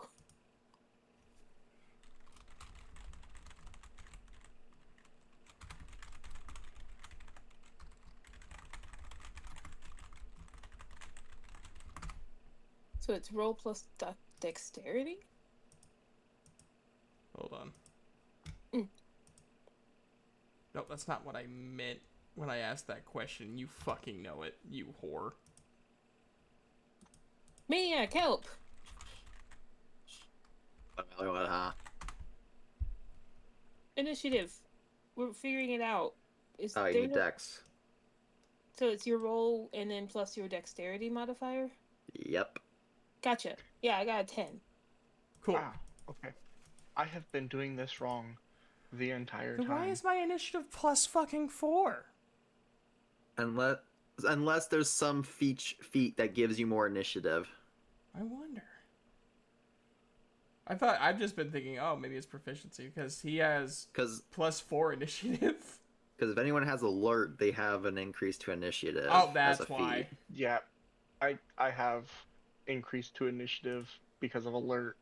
Yep. So I rolled a 10, but I got a 20. Holy good. Alert gives me plus 5, dex mod plus 5, 20. Wow. Yep. Because Duke's job used to be a guard. His background, he automatically gets the alert Ah, gotcha. because he's cool like that. Anyways, I've just been dumb. It's fine. Inside was you said 20 for your initiative. Gage. Sorry, He did have 20, yeah. Okay. 20. Cool. All right. So we got Zyphos, Caleb, Sullen, Amathea, Duke, Chimera. Pop. I don't roll for Pop. Pop is staying in the carriage. Okay. Cool. He EP. He's just he's not used to the new presence in the room, so it kept him up. Sorry, Pop. All right, Zyphos, it's your turn. All right. Oh, I'm gonna start this off. Have my bow ready, and I'm gonna go through and hit it with a hail of thorns. Ew, that's not good. Well, I rolled a 2 plus. I got a 9. That's not enough to hit. Okay. Well, I'm gonna use my bonus attack, Okay. and I'm gonna try this again. It's like okay. Getting the. This one went a little bit. This Wait. one went a little bit better. You're wearing a new cloak. It's throwing you off a little bit. Yeah, that's what it is. New cloak. My fingers got caught on it, and that's why I missed. Exactly. Now that I'm kind of shoulder checked and moved it out of the way, second shot's gonna go a little bit better because I rolled an 11, which gives me an 18 to hit. Now see, that one hit a lot better. Now I have to remember the spell.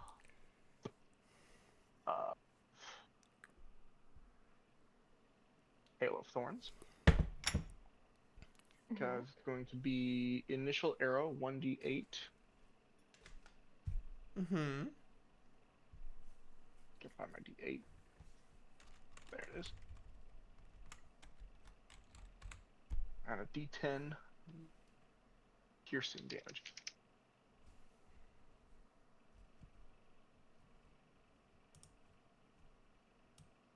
So on my d8, I got a. Ooh. So it takes 9 piercing damage from the Hail of Thorns, Okay. and then it takes 8 from the arrow. Cool. No, 10 with the arrow. I missed a number. Nope, you're good. Cool. Caleb. Okay.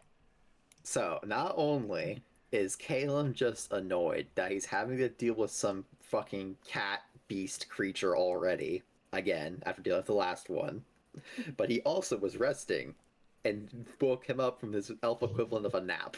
So he cranky. So, he of course is standing up in the wagon still. He's going to open his eyes because he's gonna fucking spell rage. Oh shit. So you just, if anyone look back at him, they just see the fucking crackling purple of his eyes, and he is going to cast lightning bolt. I need that chimera to make a dex saving throw. Dex saving throw. Well, that's not good. That's an 11. Yeah, it fails. It takes 45 damage. Holy fuck! Oh, it gets worse.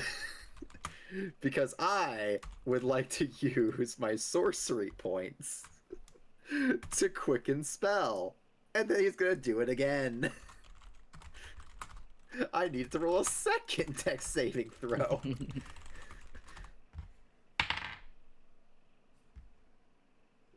That is a nat 20.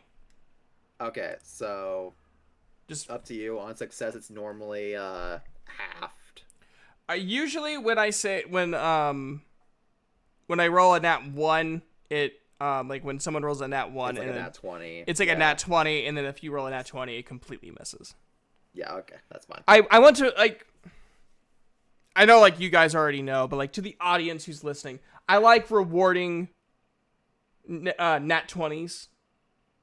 in any situation. And since there's not like a nat 20 reward for saving throws, I made one. So yeah. So he's good. Just that first bit of damage then. Duke looks over. Duke is like, what the absolute fuck? I'd also like to to add to the aura farming that's just him standing there and him just pointing his staff at it with a freaking purple cloak probably billowing in whatever wind's going with freaking crackling lightning eyes that are open for once. Did anyone else know we could do that? Amalthea's shaking her head, but she's also like drawing in her notebook. She's drawing like a crude, like what we would see as like Dragon Ball Z. Drawing a She's drawn 2 eyes, and she put little lightning bolts coming out of the eyes, like pew, and she has a note that says, "When open, purple eyes glow pretty." So fucking wholesome. Anyway, Solon. You beautiful, Yes. beefy man, you. It's your turn. Cool. Before anything happens, he's probably gonna turn to kill him and just goes, "Huh, that's kind of neat." And then he'll realize he's actually in the middle of battle, and he goes, "Okay, wait, it's time to focus." What do I want to do? What can I do?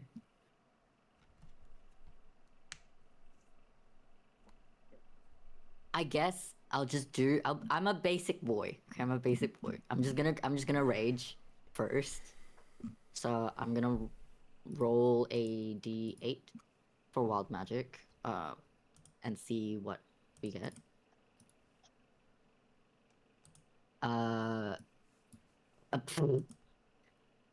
That's kind of sad. Anyway, I rolled a 2, so I can teleport up to 30 feet to an unoccupied space that is within my range of vision.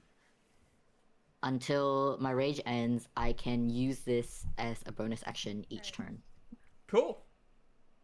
Cool. And then I will roll to attack.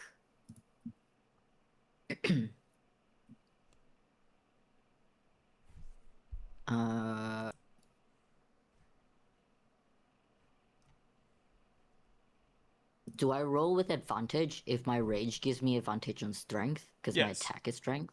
Okay. Yes. Cool.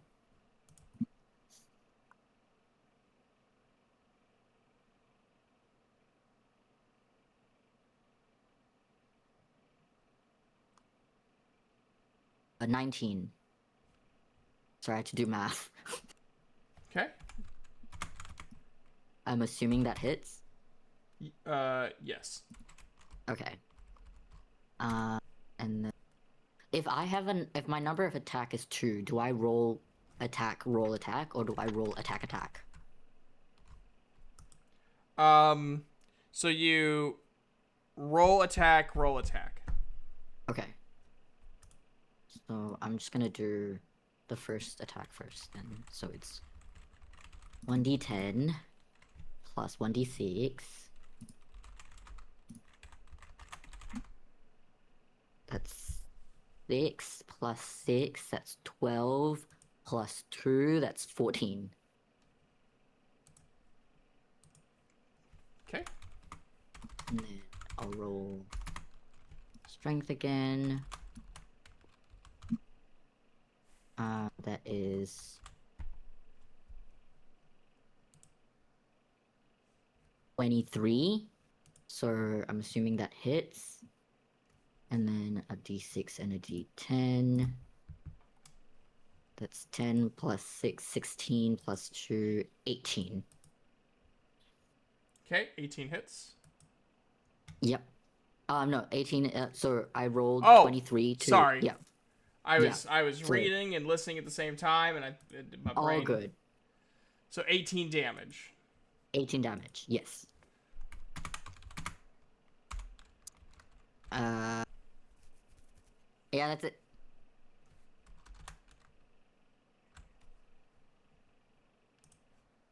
Hold on, I gotta do the calculator real quick. Math, our actual enemy. For real though. Okay, I was right. I was looking at it and I was second guessing myself, and I'm like, that's not right. And then so I wanted to make sure I was right. Okay. Almathea. So I'm going to cast Infestation. So a cloud of mites and fleas and other parasites are going to appear on. I forgot the word for what we're fighting. Chimera. Mara. Thank you. So you need to roll a Constitution saving throw.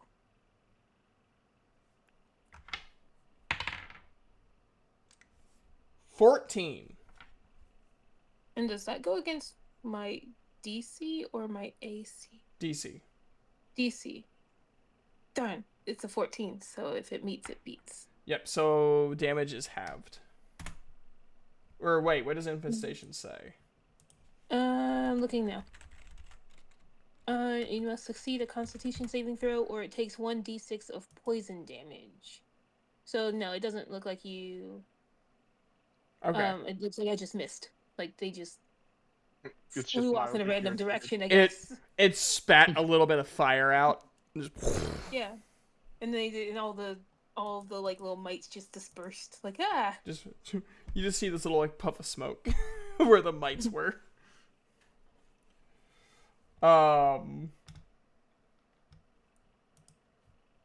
Okay. Anything else, Almathea?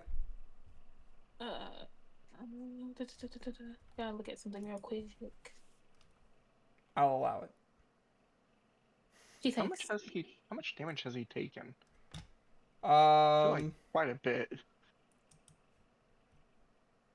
Let's see. 19. Fucking calculator.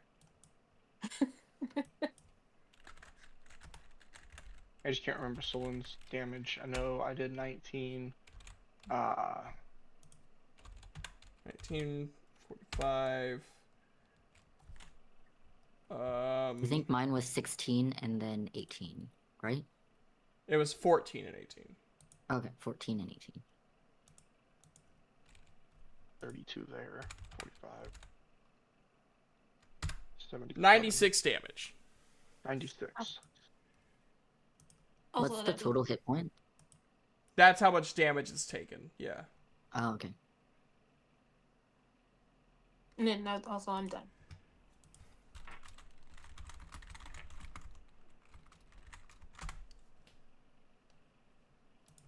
Okay.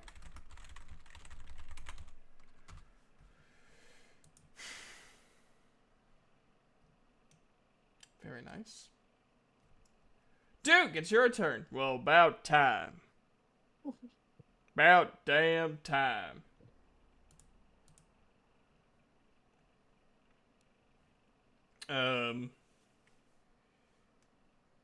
Duke pulls out his warhammer, flexes, starts swinging it around above his head, and you see it starting to glow like a bright gold, and then swings it once, and a ball of light flies out. He swings it again, another ball of light goes. Because he casts Eldritch Blast twice. Pew pew. And first roll is a miss. And whoop. And the second roll is another miss. Okay, we're gonna put these up. Dice jail. I have not rolled in terms of number wise for Duke anything above a 5. Yeah, dice jail. Give me a second.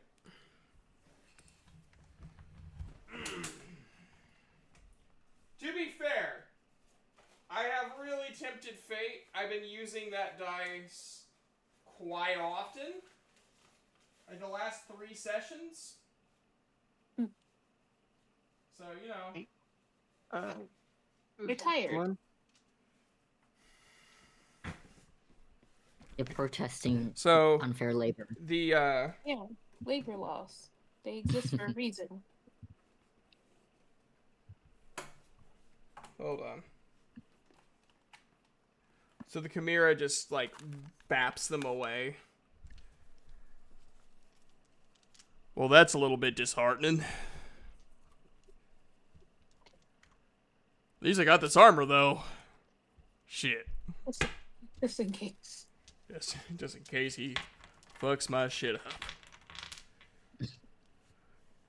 Alright. Oh, these are my first sets of dice. I just kind of reached into the bag and pulled one out. I didn't know which one I was pulling. So that's nice. So it's the Chimera's turn.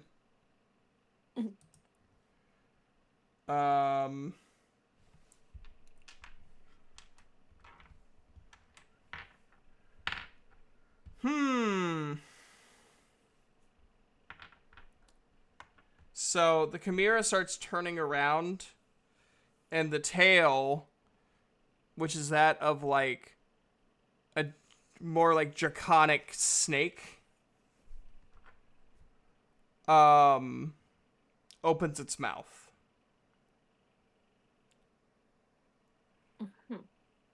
And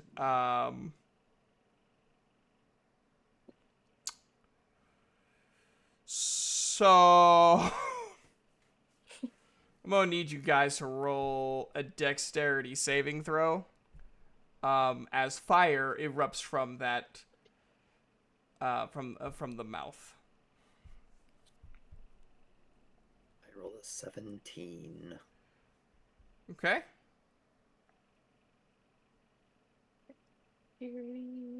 Oh wait, I already know my dexterity.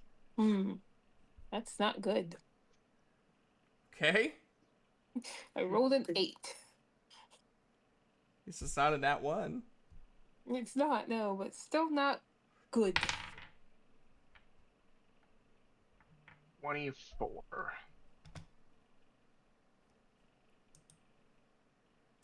5. Well, it wasn't the How's dice. It's How's a dexterity? How'd you get 5? huh? What's this dexterity? +1. Oh, okay, yeah, never mind.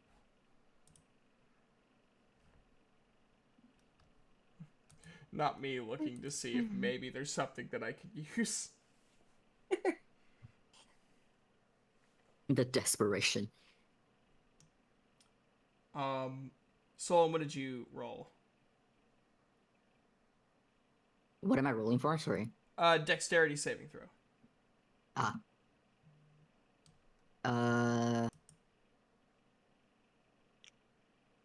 Where's my dex? Oh, there's 18.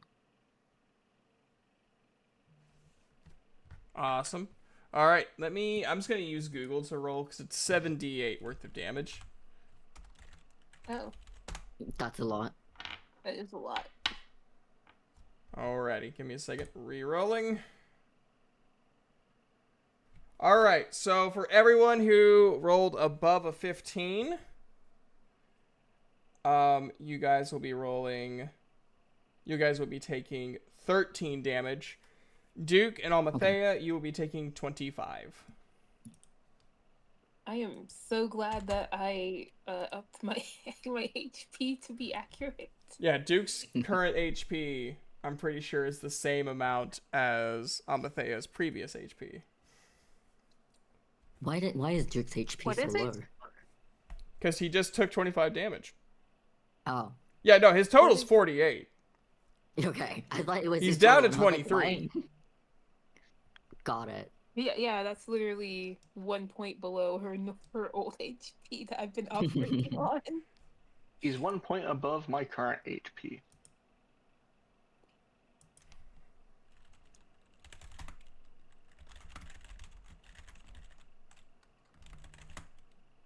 Well, I know what I'm doing next turn.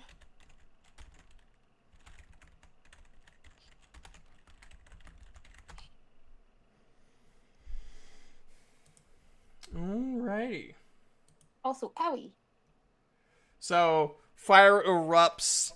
Amathea and Caleb. Um,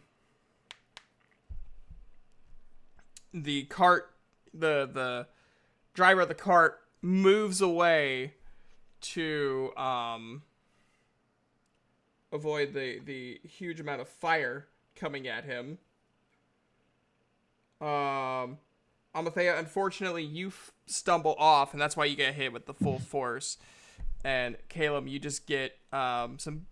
I mean, you got burned decently. It's not like a light wound by no means, but a lot better off. And the same. And Solon just like It's because he's a sand elf. He's used to fucking intense heat. yeah. Zyphos like dodged out of the way of like the main, like the core of the flame. I imagine Solon just took it. He's raging. He don't give a shit. And just so happens he came out on top. I mean, he also has like a battle axe that has fire, so I think he's just used to it at this point. He's like, I like fire. Fire's nice. He good. Duke also tried bracing through it.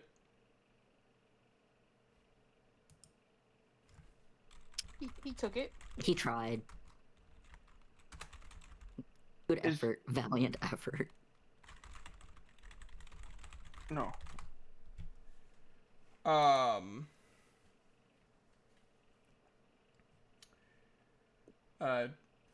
So Duke's, even his armor is like glowing red from the flames.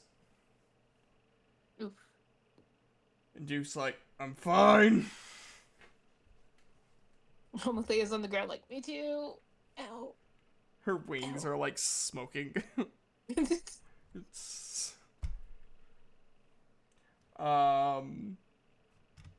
So I believe that's all I can do.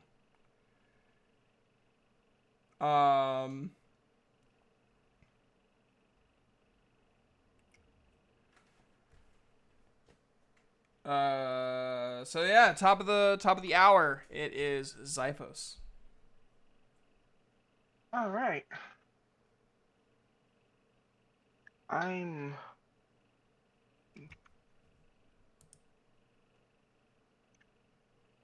just gonna go through and do another just shoot at him. Cool.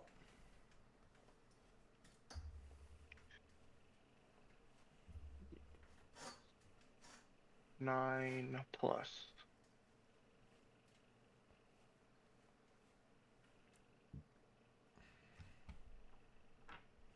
Eight.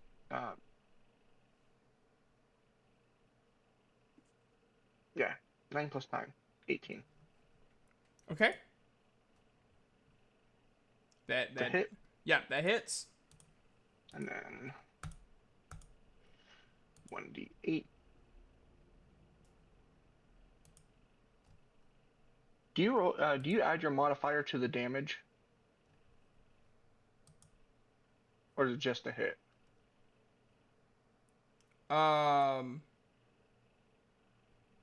So give me a second. I can't remember. Maniac, my brain's blinking tonight. I'm sorry. What, huh? Do you add your dex modifier to your damage, or is that just for hitting? Yeah, so for hitting, it's your dex plus your proficiency bonus. For damage, it's just your dex. Oh. Okay, I messed up last time then. Unless your weapon says otherwise, but yeah. Okay, so I had it right on my sheet and I just ignored it. So I rolled a 1 on my damage, but I get a +7 to it, so I got an 8. Cool. So 8 damage. Okay. Cool. And then Yeah, then extra attack. Okay. I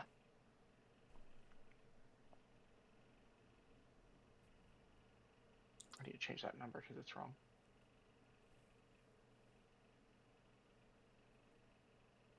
Uh, 17 plus 9, that's 18 or 26 to Okay. hit, That hits.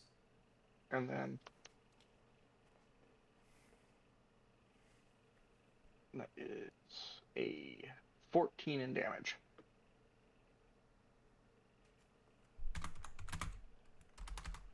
$14 in damage. Okay.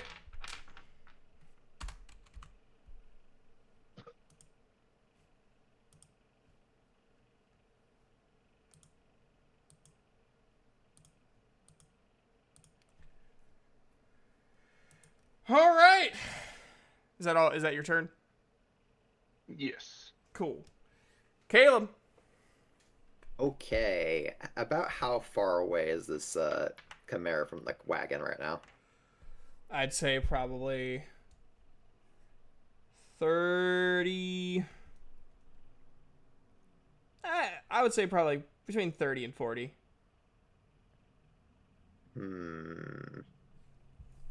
Okay, then. I am simply going to leap out of the wagon, and I am going to fucking whip this thing with a lightning lure. So hang on, actually, do I need to roll for that? I forget. Lightning lure.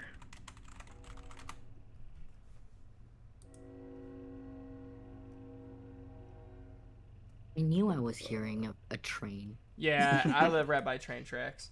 Yeah, okay, so you need to make the saving throw. Yes. Why can't I roll like this for Duke? It's a dexterity or Yes. No, strength. strength. That's a 22. Yep, he ain't fucking moving for shit. He's going nowhere. He's stuck. I'm imagining Caleb like pulling on it and just the Khmer just looks at him. Well, he's gonna look at me funny. Just like looks down at the lightning lure and looks back at you and just goes, "What?" Feel a little tickle. If he is gonna do that and disrespect me like that, I am going to quicken spell again. And then I'm gonna poke him with my staff while casting Shocking Grasp. Very nice. Okay,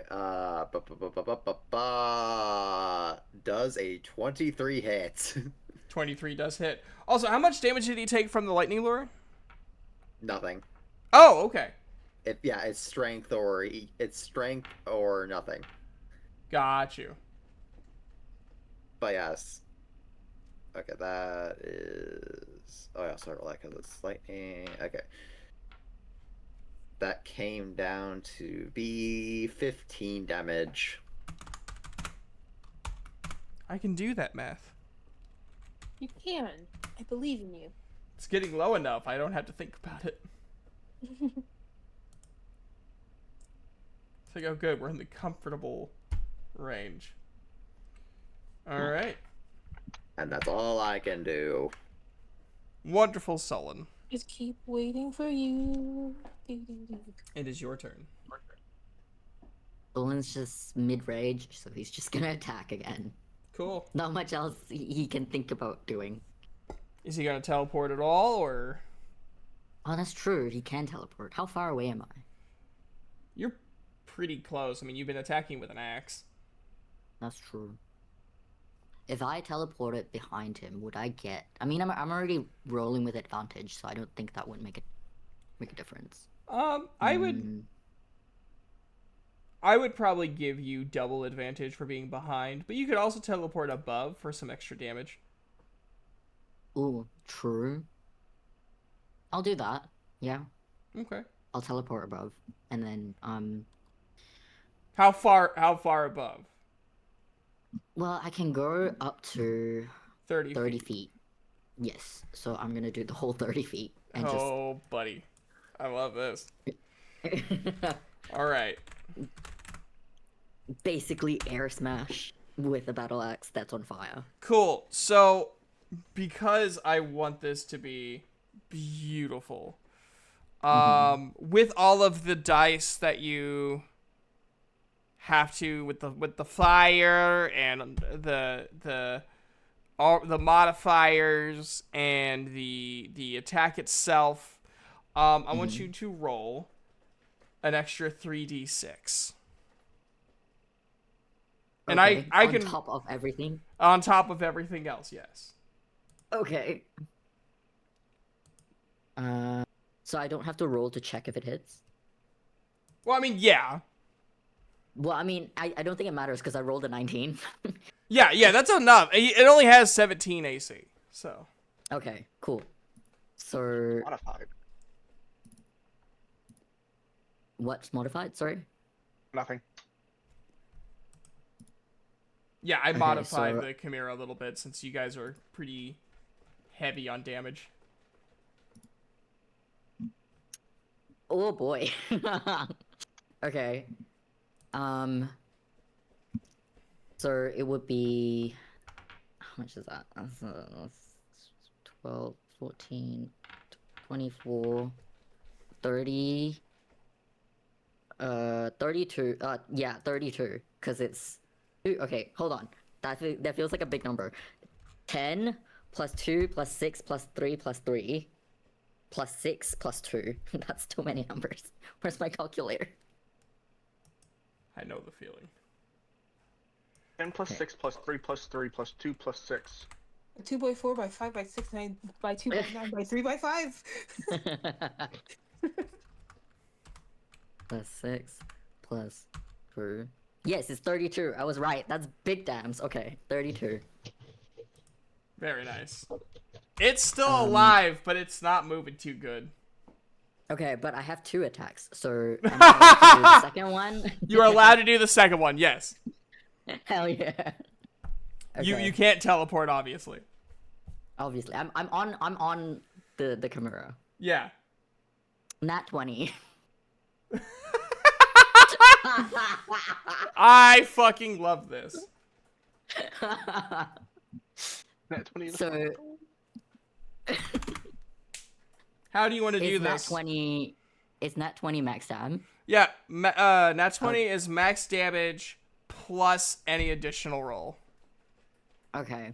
Like plus you roll for damage. So you do max damage plus you roll for damage normally, Okay. and then add those two numbers together. Which you don't have to, if you don't want to, because your max damage is enough to kill this thing right now. Yeah, let's just go with regular max damage then. I feel like overkill is probably Oh no! I want you to overkill this thing. We just don't need to roll damage Okay. if you don't want to. yeah, no, I'm happy to overkill it because I rolled like a d10 and a d6 and I got a 10 and a 5. Cool. So, explain how you kill this Chimera. Okay. Teleport from the sky, jump down. How many heads does it have? I forget. It has 2 heads. 3? Well, technically 3 heads. It has the dragon tail in the back, and then it has a goat head and a lion head. Cool. From the sky, drop down. I'm first gonna crack down on. It was a goat head. Yes, on the goat head first. And then second attack from the goat head, swing right. I'm assuming the head's on the right just to like sever the lion head. So now it's 1 head's cracked open, 1 head severed. Very nice. Does that do it? That's definitely enough. It's dead as hell. It only had 10 HP left. after the big fall. So yeah, you guys kill it. The fall of 26. Yes. Um. Imagine Solon's just on the body, just rage yelling until the rage subsides, and then huffs, and then just jumps down and goes, "Well, that was fun." I love your work. Clapping. Efficient as hell. Zyphos is gonna do what Zyphos does best: give you a nod, pull out his hunter's knife, and start trying to head over and carve as much good stuff as he can off the chimera. Awesome. So what did we roll for that? Was it nature or survival? I think we did nature. All right, roll for nature. I was gonna say harvesting meat almost sounds like survival to me, but whatever. Do what you want. You're DM. I mean, nature, survival. You said it sounds like survival? For me, it sounds like a survival check. I mean, Nature survival. nature would be more like identifying a plant, to be honest. Guys, did you know this was a chimera? Yeah. Holy crap. Let's roll survival. It's got a lion head and a goat head. It's crazy, guys. Did you know? I rolled a 15 plus You're- my survival modifier, which is 6, so 21. All right. So from the lion head that is separate from the body, you do take some of its canines. Could go for good money. It could also be, probably skinned down into a nice, spear point. You take the goat horns. Both of them again can either be made into like a weapon of some sort, or could be given for some good money. From the draconic head, you take the fangs, which are they have the poison in the fangs. Instead of like a gland in like the upper mandible, they're actually in the fangs. So I believe a 21 is definitely enough to avoid getting poison on you, or venom, I guess in that case, venom on you.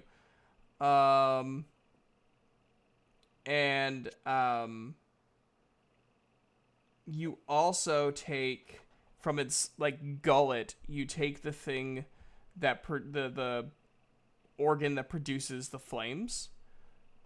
You carefully exude that. And you can use that for cooking. You can make spicy meals from it, and you also can sell it for a high price. And certain blacksmiths and enchanters can use that to enchant weapons with fire. Without the use of like runes. I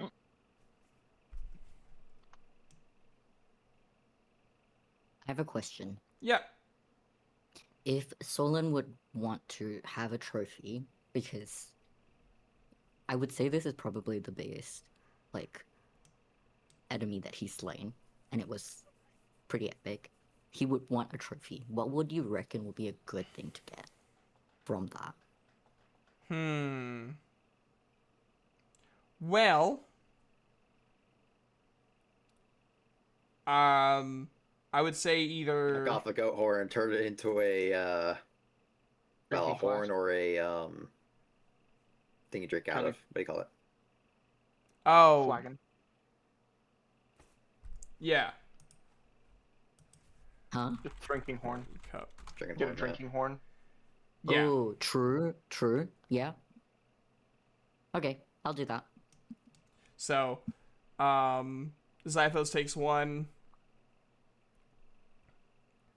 Takes one horn. You and Solon takes the other. Yep, I'll cleanly harvest them both and give one to Solon. Thanks. And then it's a little off, but I mean the tail of it is more or less just like a snake body with a dragon head, right? Yeah. Can I remove the head of the dragon? It doesn't have to be clean, doesn't have to be perfect, just remove the head of the I dragon. would say at 21, you could pretty much do whatever the hell you want with the thing. Yeah, I'm gonna remove the head of the dragon and cut it at the base of the tail, and take that probably 5-foot chunk of snake meat, Mm-hmm. clean it up real quick, and put it in the wagon because I feel like that would make a good meal. Duke just watches all of this and goes, I have a weird family. And while Out. he's doing that, Almathea is going to cast Cure Wounds on herself because, owie, fire burns. It hurts. Duke is gonna drink one of his health potions. Anyone else? Nope. But Caleb's gonna return to the cart and sit down and go back to his elf equivalent of a nap. Duke, as he's drinking, everyone sees like the burns on him, starting to heal. Cool. So everyone, after you guys all get back in and off the road, do you want to role play or you want me to roll again? I feel like now would be the perfect time for us to take a short rest and kind of regain some hit points and stuff like that. So probably a good nap is in order for at least Zyphos. Duke, Gain hit points when you take a short rest? you do. What? And spell slots. What? I know I explained the short rest whenever you guys wanted to do a short rest. Yeah, but I didn't remember the health part. It's fine. You get your spell slot back to use for cure wounds. Cool. So you didn't lose anything. How much health do I get back? I think it's like half. Huh. This is the part where you expend hit dice to heal. That's what you do during a short rest, is you expend your hit dice to heal up. I had no idea. And then you get all your hit dice back when you take a long rest.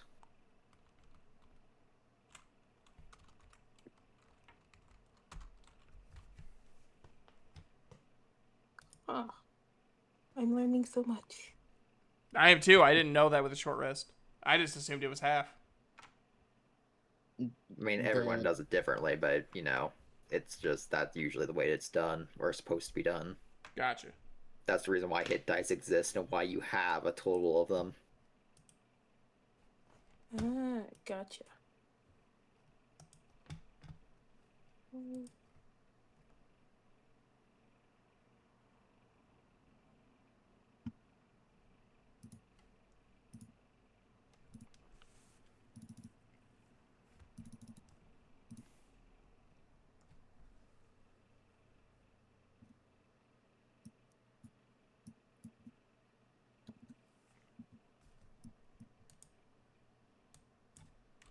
Cool. Well, Almathea is going to curl up on the seat and take a nap. Duke is sitting against the cart on the outside and eating an apple.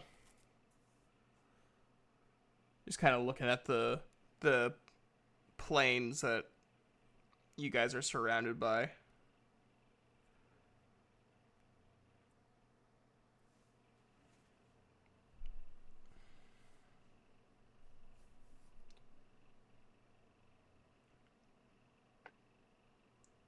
And if anyone wants to roleplay, they can. Or we can end the short rest. I can roll again and see what chaos happens in a couple hours. I mean, I have playing cards if people want to play cards. Duke holds his hand up. I'll play. Sure, let's go. What are we playing? Old maid. Yeah. So, card games 5e with dice. I'm gonna see. All right.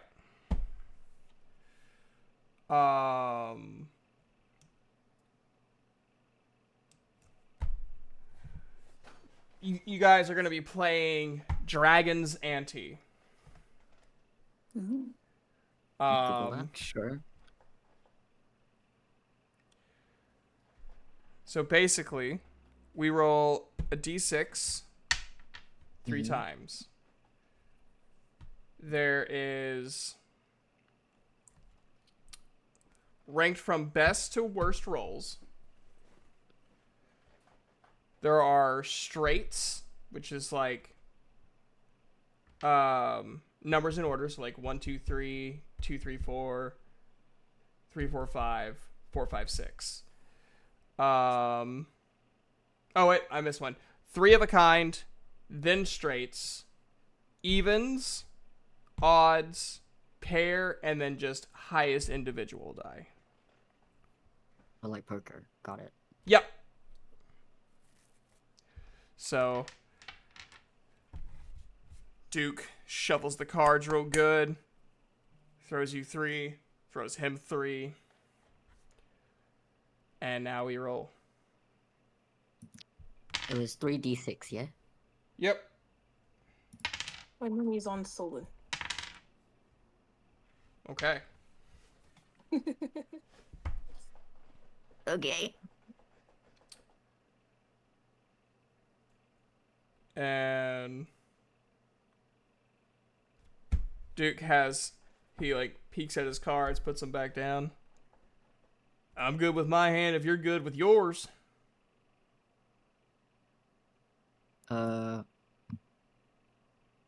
If I am not good with my hand, what do I do? You can re-roll 1 dice. Basically, you can throw in 1 card and get a new one. Okay. I need to write it down because I'm using virtual dice. You're good.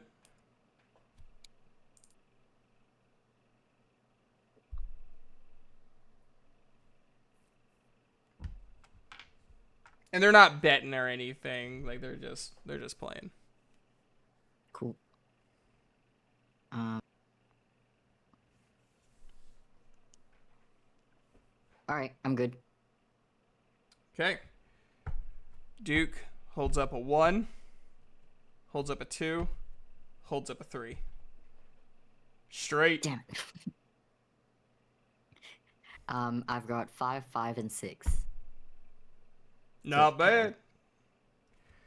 He takes the cards, shuffles them back up. What, are we playing again or not? Sure. He looks at the others. And if y'all want to play? Or he looks at Zyphos, and Zyphos is the only one awake. Hey, Zyphos, you want to come on over and play? Zyphos was the first one to sleep. Oh, was he? Yeah. Zyphos is conked. Duke. Like snoring sounds. Honk me me me. Duke shuffles the deck again. Gives Sullen 3, gives himself 3, sets the deck down. I really appreciate you 3 bringing me into your family.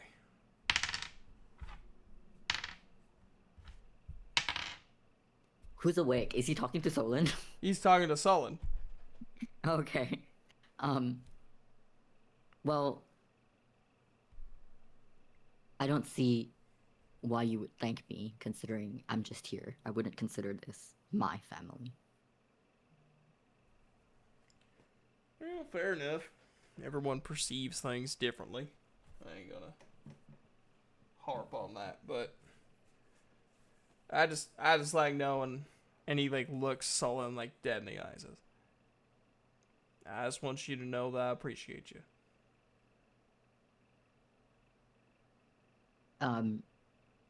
Solon is very uncomfortable because people normally avoid his eyes. And he looks away first, and then he looks back and he goes, "Thank you for saying that. I appreciate your company as well." Roll an insight check. Oh, did not expect that. Okay.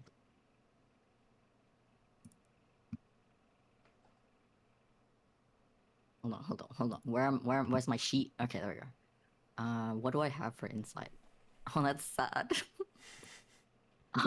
He rolled an 11. It's fine. You guys are close enough. It's fine. When you said that you were looking at him, and you see him kind of like run a hand over his nose, trying to hide his expression, but he's smiling pretty strongly with a blush beginning to come through his fur. Oh. Solon's sort of taken aback because he's never really seen Duke smile like that before, and also gets really abashed by that reaction.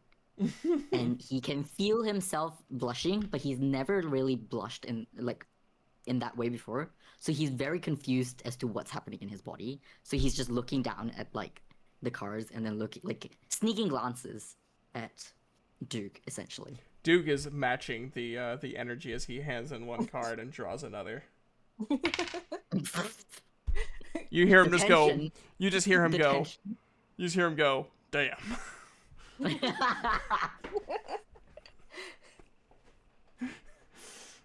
He puts up a 3, a 5, and unfortunately a 6.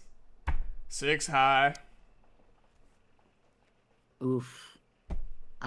Solon shows a 2, and a 4. The emotions are throwing everyone's 2, cards a off. 2, and a 4. I would say that is all evens. So he's like, you win. He shovels the cards back. The sticky emotions got in the way. Gives. Shovels like, 1 everyone for good. 1. Dude, I shovels don't think everyone Solon's paying attention at the game. good. Draws 3, sets it down.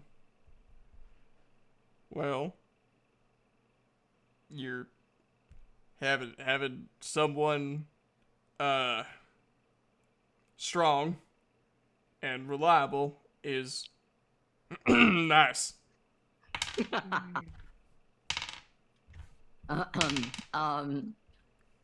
Damn. No, Pop, don't eat those nuts. Those are bad. Ah!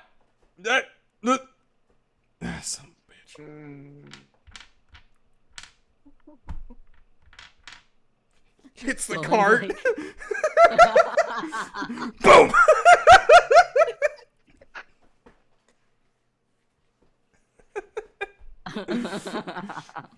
He hands in a card. Pissed off. Damn!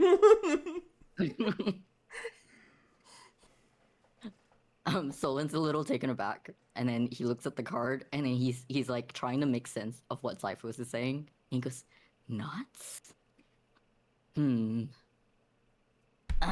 Well, you're pretty strong yourself, I guess, but you do get hurt quite often, so maybe do that less.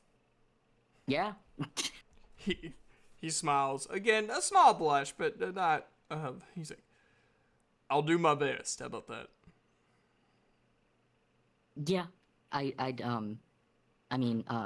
yeah, that'd be great. You good with your hand? I meant the card. I meant the card. The hand of cards. The hand of cards. Zyphos, I'm gonna fucking kill you. You made things weird. And you're asleep. I'm frustrated. I'm confused. Yeah, you can't ride Pop into battle. So,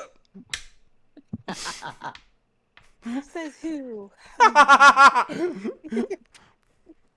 how are they commute? Never mind.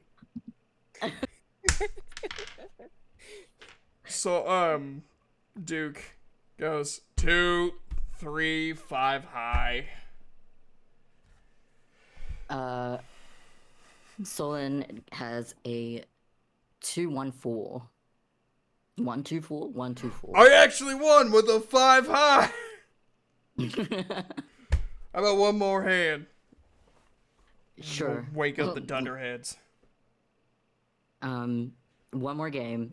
The whole time, while, like, I think Solon notices that Dirk is a little, like, flustered, and because Solon has never really seen Dirk flustered before, he's kind of, like, enjoying the fact that he's the one being flustered, and he's trying very hard to not, like, laugh about it. So he has a little smirk on his face. He just shuffles it like he like almost drops the cards. Like, son of a bitch. You see like a little steam come out of his nose just from like a bull's. You guys hear a little bit of scratching from Pop having a bad dream. So he's just like one of those dogs that just has his little legs going. Just little kicks. Duke's like, alright. Solon just looks at Dirk and goes, "You good?" Fine. Whatever you say. You You're gonna... almost say it just stores and I don't believe you. He hits the card again.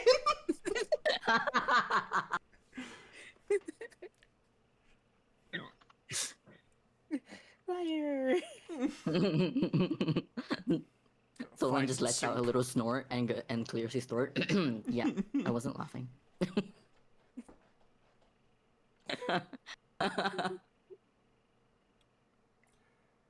You want me to shuffle those cards instead? Yeah. Solon smirks and like picks up the deck and picks up the cards that have been like slowly flying everywhere. He shuffles them and gives Dirk 3 cards very slowly, deliberately, and then gives himself 3 cards. Duke looks like he was gonna do something and then thinks differently and picks up his cards.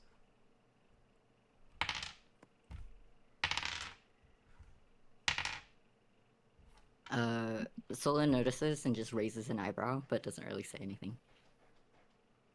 Okay.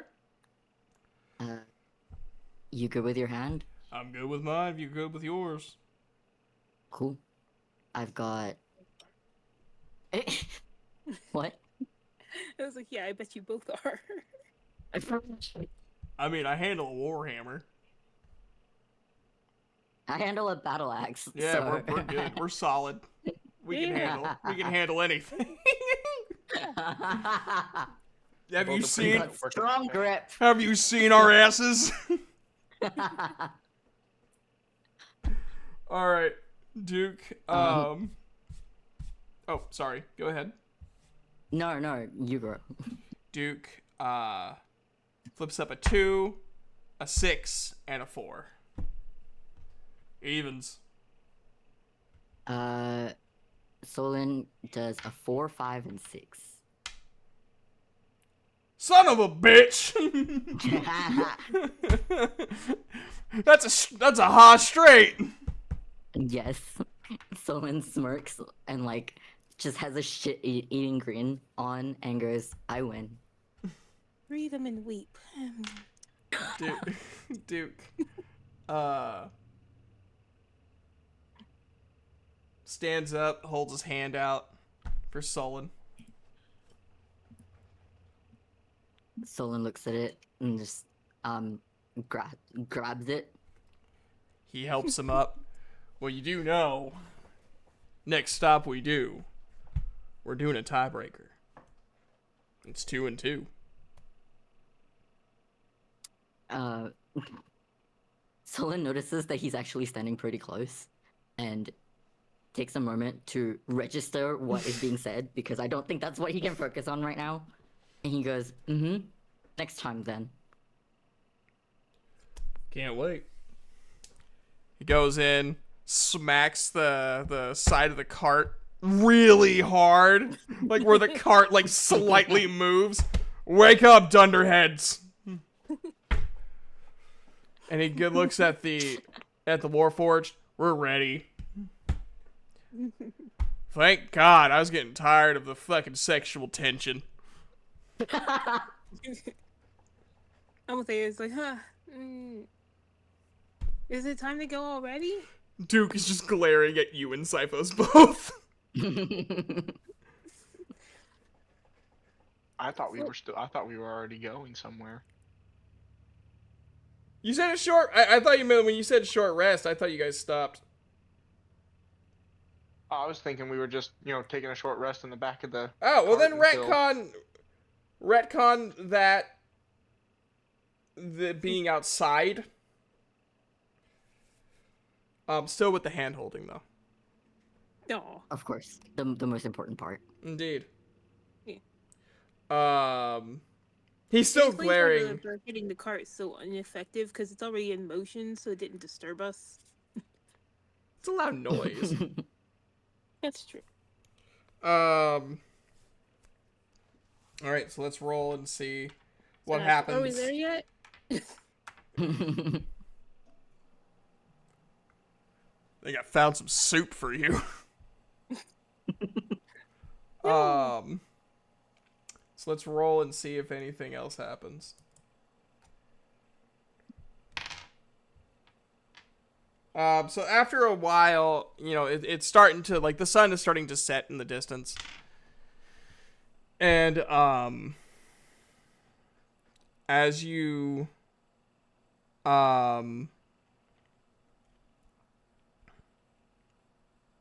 begin to, head towards the border of Yelan, you see, like, a small, like, just, like, in the distance to, like, the northwest of where you guys are heading through, like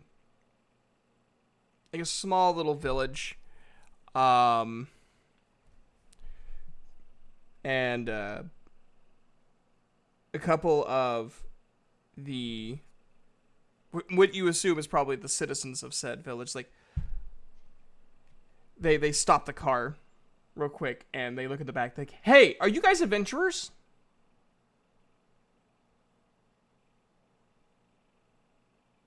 It's like a middle-aged human. You guys adventurers? That's us.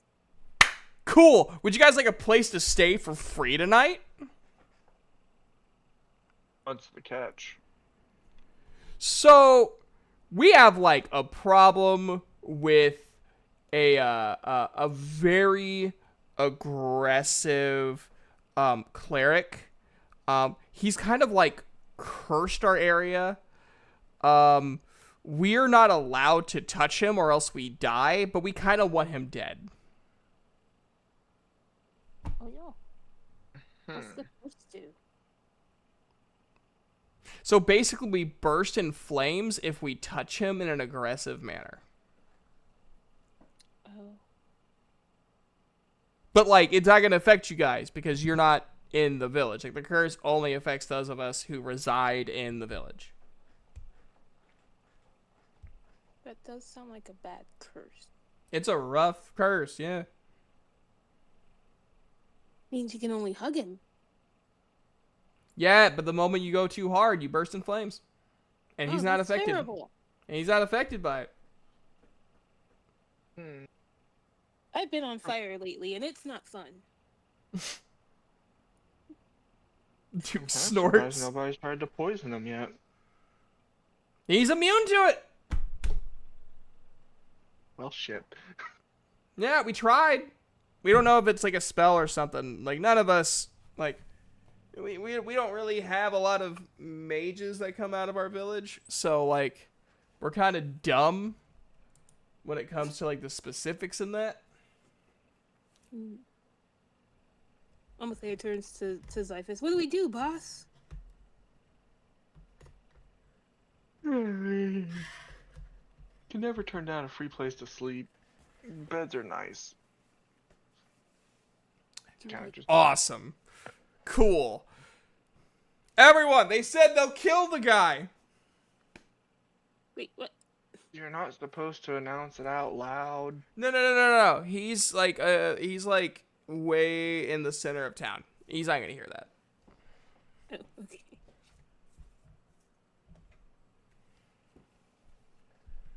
It's Cool. fine. That's us. We're here to kill the guy. What? No. So you guys are you guys just gonna go straight to the center of town where he's at, or no? Oh, I'll be like, hey, can you take us and introduce us to him? Sure. So just pretend that you're going to be his new guards that we are paying for. Okay. Are any of you at any like level of charismatic? No. Duke raises his hand. I ain't too smart, but I can talk good. I get a +2.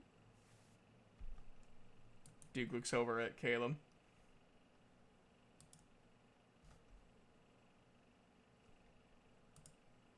You. Caleb, are you in any way charismatic? Are you good at talking good? I might need some help in that. I might be able to discuss. Let me take a whack at it. Alright, what are we doing? So basically, this village said we could stay here for free for the night if we kill a guy that has cursed the town to make them burst in flames, so they tried to kill him. But specifically, it's just the denizens of said location. So, specifically just the denizens here will Yeah. burst into flames if they try to kill him. Correct. But if we try to kill him, We're fine. we're fine. We just have to make him think that we're his guards, and then we kill him. Where is this guy? Center of town. Center of town. Yep. Alright. Alright, let's go. That's usually where he's at.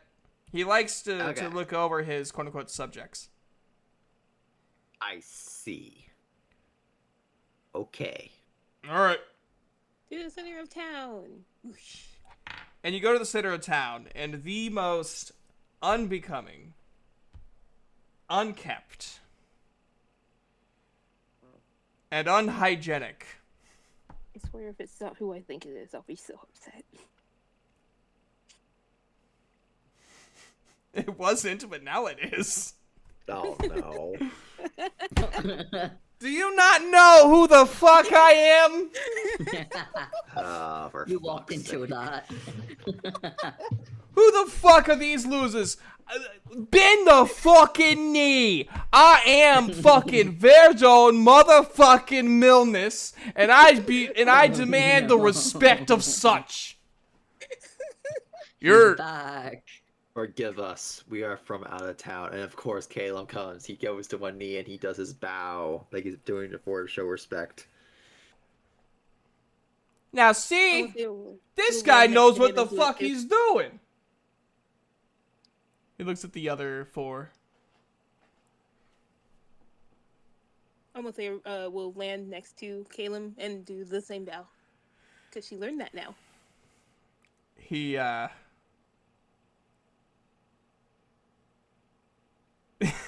Duke says, unfortunately, due to, my cowness, kneeling is a little bit rough. However, I will make sure to knock some heads at your bequest. Okay. What about you two? He's looking at Zyphos and Sullen. And Zyphos just kind of stays quiet with a sharp grin on his face and just does a quick bow, but not a kneel. Okay, that's good enough. So, what about you, Beefy? Solon looks at Beefy. Rude. I take offense to that, but I'll keep quiet. I'm so sorry, guys. Solon raises a brow at what he said, and he just lowers his head as a semblance of a nod, as a semblance of a bow, sorry, but not really a full bow, just because he's petty like that. Oh, come on, Brutus Beefcake. You can do better than that. Solon just like takes his battle axe and just like thunks it on the floor, and he goes, "Sure." And then like does a very, very begrudgingly does like the tiniest little bow.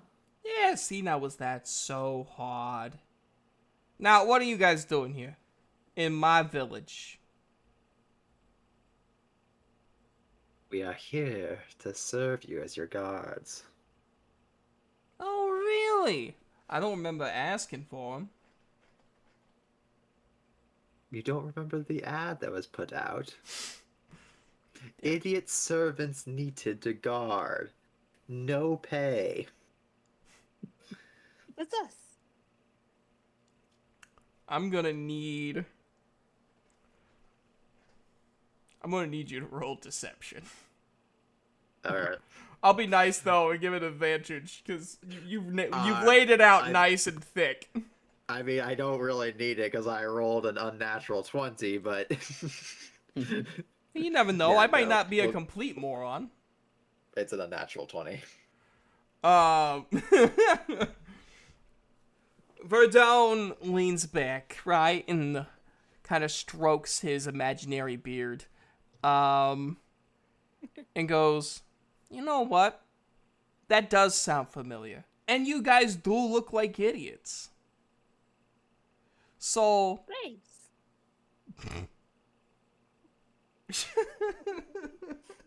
Look, you told her to pretend she is going to, she's gonna commit to the bit.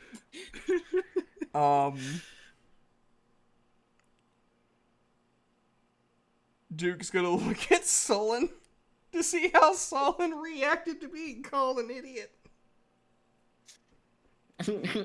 Solon just like looks at him and goes, and he just shrugs and he goes, "I've been told that multiple times." Same. Imagine that.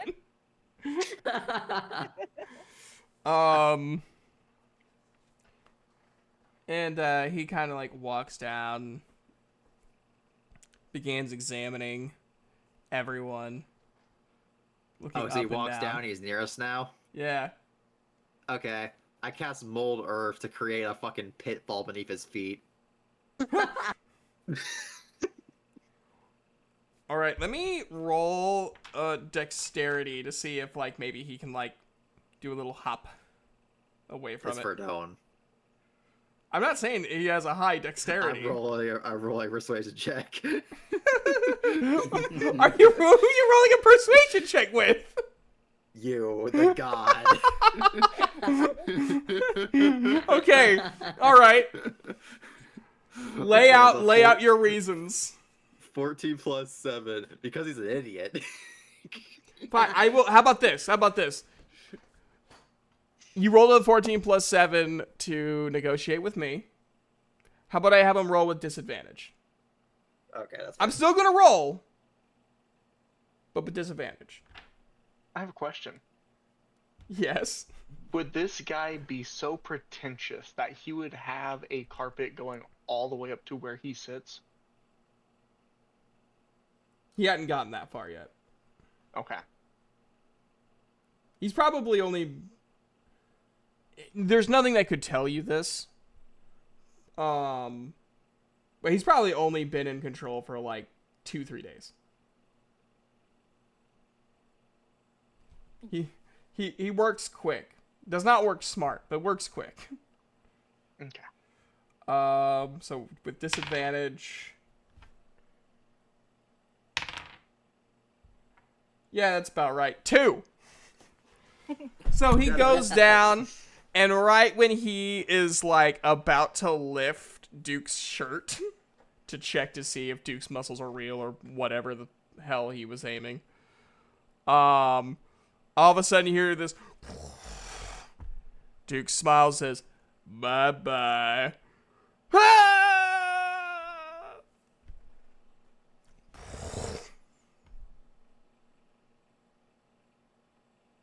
So he's dead, right? Give it a couple minutes. You gotta suffocate first. You hear the pounding, like below.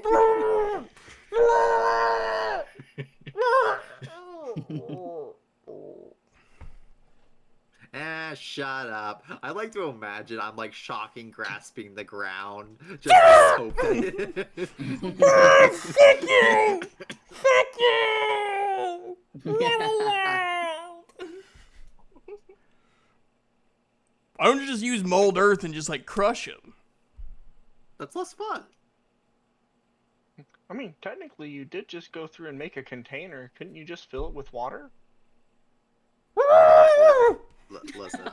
Listen. You're lucky that I can do some shit with the earth. Okay, I am mostly only good at freaking shocking people. Wait, hold on. Let's see what. See, it was funny you should mention filling it with water. Do we still want to do that? He's a bad guy, right? I mean, he was about to strip me. That's kind of that's weird. a bad guy. Yeah, that's That's kind of not weird. nice. That's sexual harassment. Yeah, and we don't have to take it. I'm casting tidal We wave. don't have to take it. So you hear the and you're water's like leaking above, like water and like some like dirt and mud is starting to like form. He starts trying to claw out. No. And Duke like steps on his hand.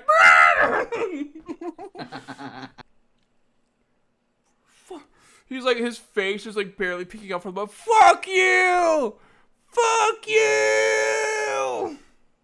Okay, Duke, everyone out of the water. Oh, see, no. I was going to let the other two have a turn in torturing Oh, him. okay. Okay, have fun. Fuck you, Brutus Beefcake! And his dark elf friend! Solon probably like walks up to him and just like takes the blunt end of his battle axe and just like thunks his face multiple times. Fuck! And then he snorts and he goes, "Okay, that made me feel better." And he walks away. Zyphos is just gonna reach in his bag and pull out his wyvern poison gland, and while he's Oh my god! Talk about overkill. let 2 drops We haven't drip even seen into him his actually mouth. do horrible things. We've only heard him do horrible things. So all the drowning, like his lungs are all sputtered and probably going to get pneumonia even if he was to live. He's got several like wounds on his face. His body is like, for the most part, contained. Like the only reason he was able to reach up is because when he fell, his arm was like outreached. So he's like stuck in the earth. He's only like barely able to get his mouth out of the mud. He's bleeding from all the face like wounds, and you hear him like, "Oh, the taste disgusting." That, and like his skin begins to like sizzle, and Who's like going through it? by the time he's done screaming, he is, his skin has the look of rotten, charred flesh. And it takes only like 3 minutes. I've been holding out that poison gland for a while. Damn, Zappos. Amathea's gonna just take a couple steps back, like, oof. Caleb You know, is she's just going to stand behind someone's legs. Caleb's just gonna cast Mold Earth again, just enough to like cause the body to sink back into the earth, so we don't have to look at that. Oh, hail the mighty saviors!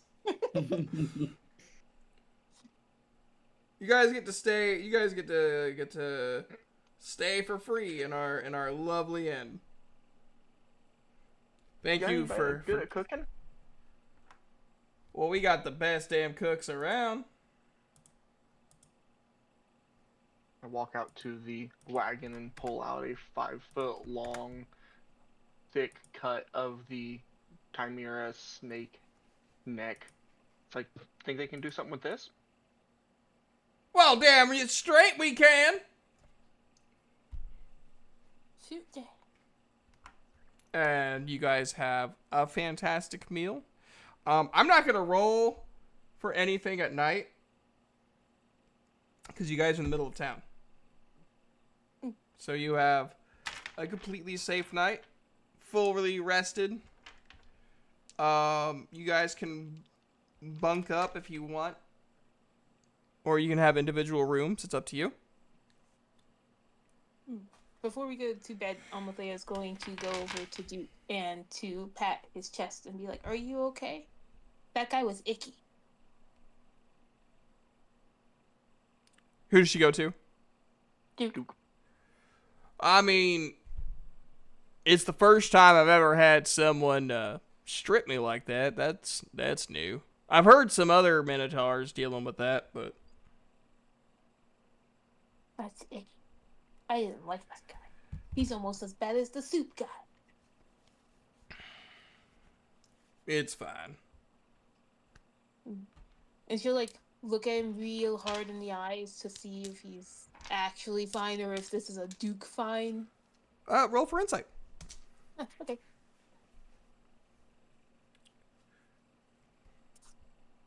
Insight. Let's see. 25. He's troubled, but he's holding himself together pretty good. But he is kind of disturbed at someone having such we'll say confidence. That's To what we're just doing now. well, you know, to just start taking off his clothes. So then she will look real close to his eyes and she'll see this, and so she'll nod once to herself and she will fly slightly higher so she can give him a kiss on the forehead and be like, "It'll be okay." I appreciate it, Amathea. You get some good rest, all right? You too. And I'm gonna hold on. Eeny, meeny, miny.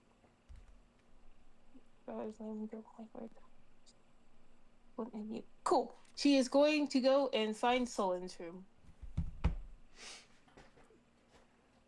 She will. Duke will do goes that. to his room and takes off his armor and all that stuff, puts on his Daisy Dukes, and just kind of relaxes in bed. He's earned it. He got on fire. He got molested. You know, he missed both his jobs. It's been a rough day. Well, Amathea is going to set up in Sullen's room and will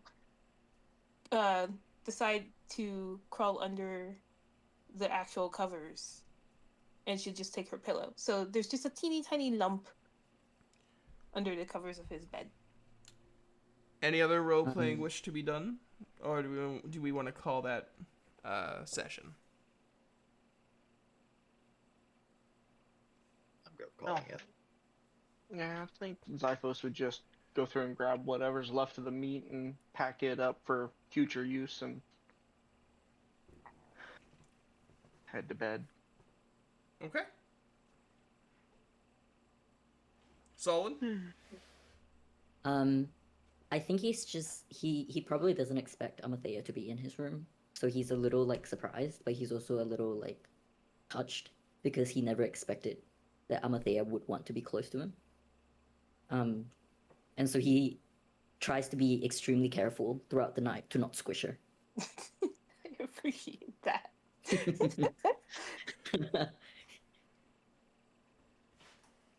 Duke takes a quick little peek at Sullen going into his room, and then goes back in. All right, that session. Yay! Yay! Your guys' first travel session ended a lot less traumatic, or dramatic, not traumatic. It was a lot more traumatic. It was not as dramatic. They left off on a cliffhanger. On a cliffhanger. We're just kind of chilling. Yeah, it's like, okay, good night, guys. The others, oh crud, what's gonna happen? Like, the worst thing is that Duke feels a little violated, and that's about it. Yeah. Though I do want to ask Midnight, how does Sullen feel about Duke almost being stripped? Not almost being stripped, but attempted to being stripped. Well, he feels very complicated because of his background. Right. He's seen stuff like this happen fairly often because he did grow up in like a brothel country, like a brothel state. Yeah. And like it's just one of those things that's just accepted. But he doesn't like how it makes him feel that it happened to Duke. It sort of reminds him of like where he came from, and he doesn't really know what to do about it. It's why he didn't really react, because he's never been told that it's wrong. Right. Yeah, so he just has complicated feelings about it. Though the one thing with Luz Mir is that most of the time when it is done, it is done consensually, because most likely you applied for the job, and Yes. this is just after you get the job, just part of the process. So yes. I guess it would kind of match what happened. Not exactly, because you guys were pretending to consent. Which that's a gray area. I'm gonna say that's a gray area. I'm not gonna say it's legally wrong, but it is still icky. It is icky. It's why he gets Solon does feel icky about it, but he also doesn't really know what to do with it. knows what to do with his hands, though. Good with those. He actually doesn't. Solon's a little bit inexperienced. No, but he's good with his hand. That's what he said. So that's what we're. That's true. Duke hits the cart again. All right, y'all. The poor cart. Y'all have a good night. It was fun. I enjoyed it. I hope you guys enjoyed it too. It was fun. Yeah, big roleplay today. I don't know if you guys have noticed, when it comes to Zyphos, if somebody's a shitbag, they get no mercy. You don't Yes, fucking say. I saw. Yes, they should. Holy shit. It's just Of course, I was expecting him to do something to like that would drag him into the watery pit that was created. No. It's like the first guy I let, first really bad guy we ran into, which was the guy trying to kidnap the kids. We kept him alive so we could torture him and get information. True. No mercy there. The rat guy, yeah, no mercy. The only things that deserve mercy are good people and animals. like Pop. Like Pop. Such a Everybody else can drink wyvern poison for all he cares. They know, Gotta right? keep it wise. Jeez. It's already drowning in mud. Let's just poison it, just to be sure. Yeah, he's gasping for air. Let's give him something to choke on. And turn into a Brutal. smoldered Rip. corpse. Hey, that's Let's just throw some poison in there. I can hear him gasp without like actually needing to gasp. I The can hear gasping you. is not desperate enough. I knew it'd be a quick death. I mean, 3 minutes of slowly burning and melting. quick enough. Not quick enough. I like Should've how been more. Verdone in all iterations gets the most brutal deaths. As he should. I'm so incredibly happy you knew who I was talking about. I knew it too. I clocked to be like, didn't say anything. Oh, But I love that.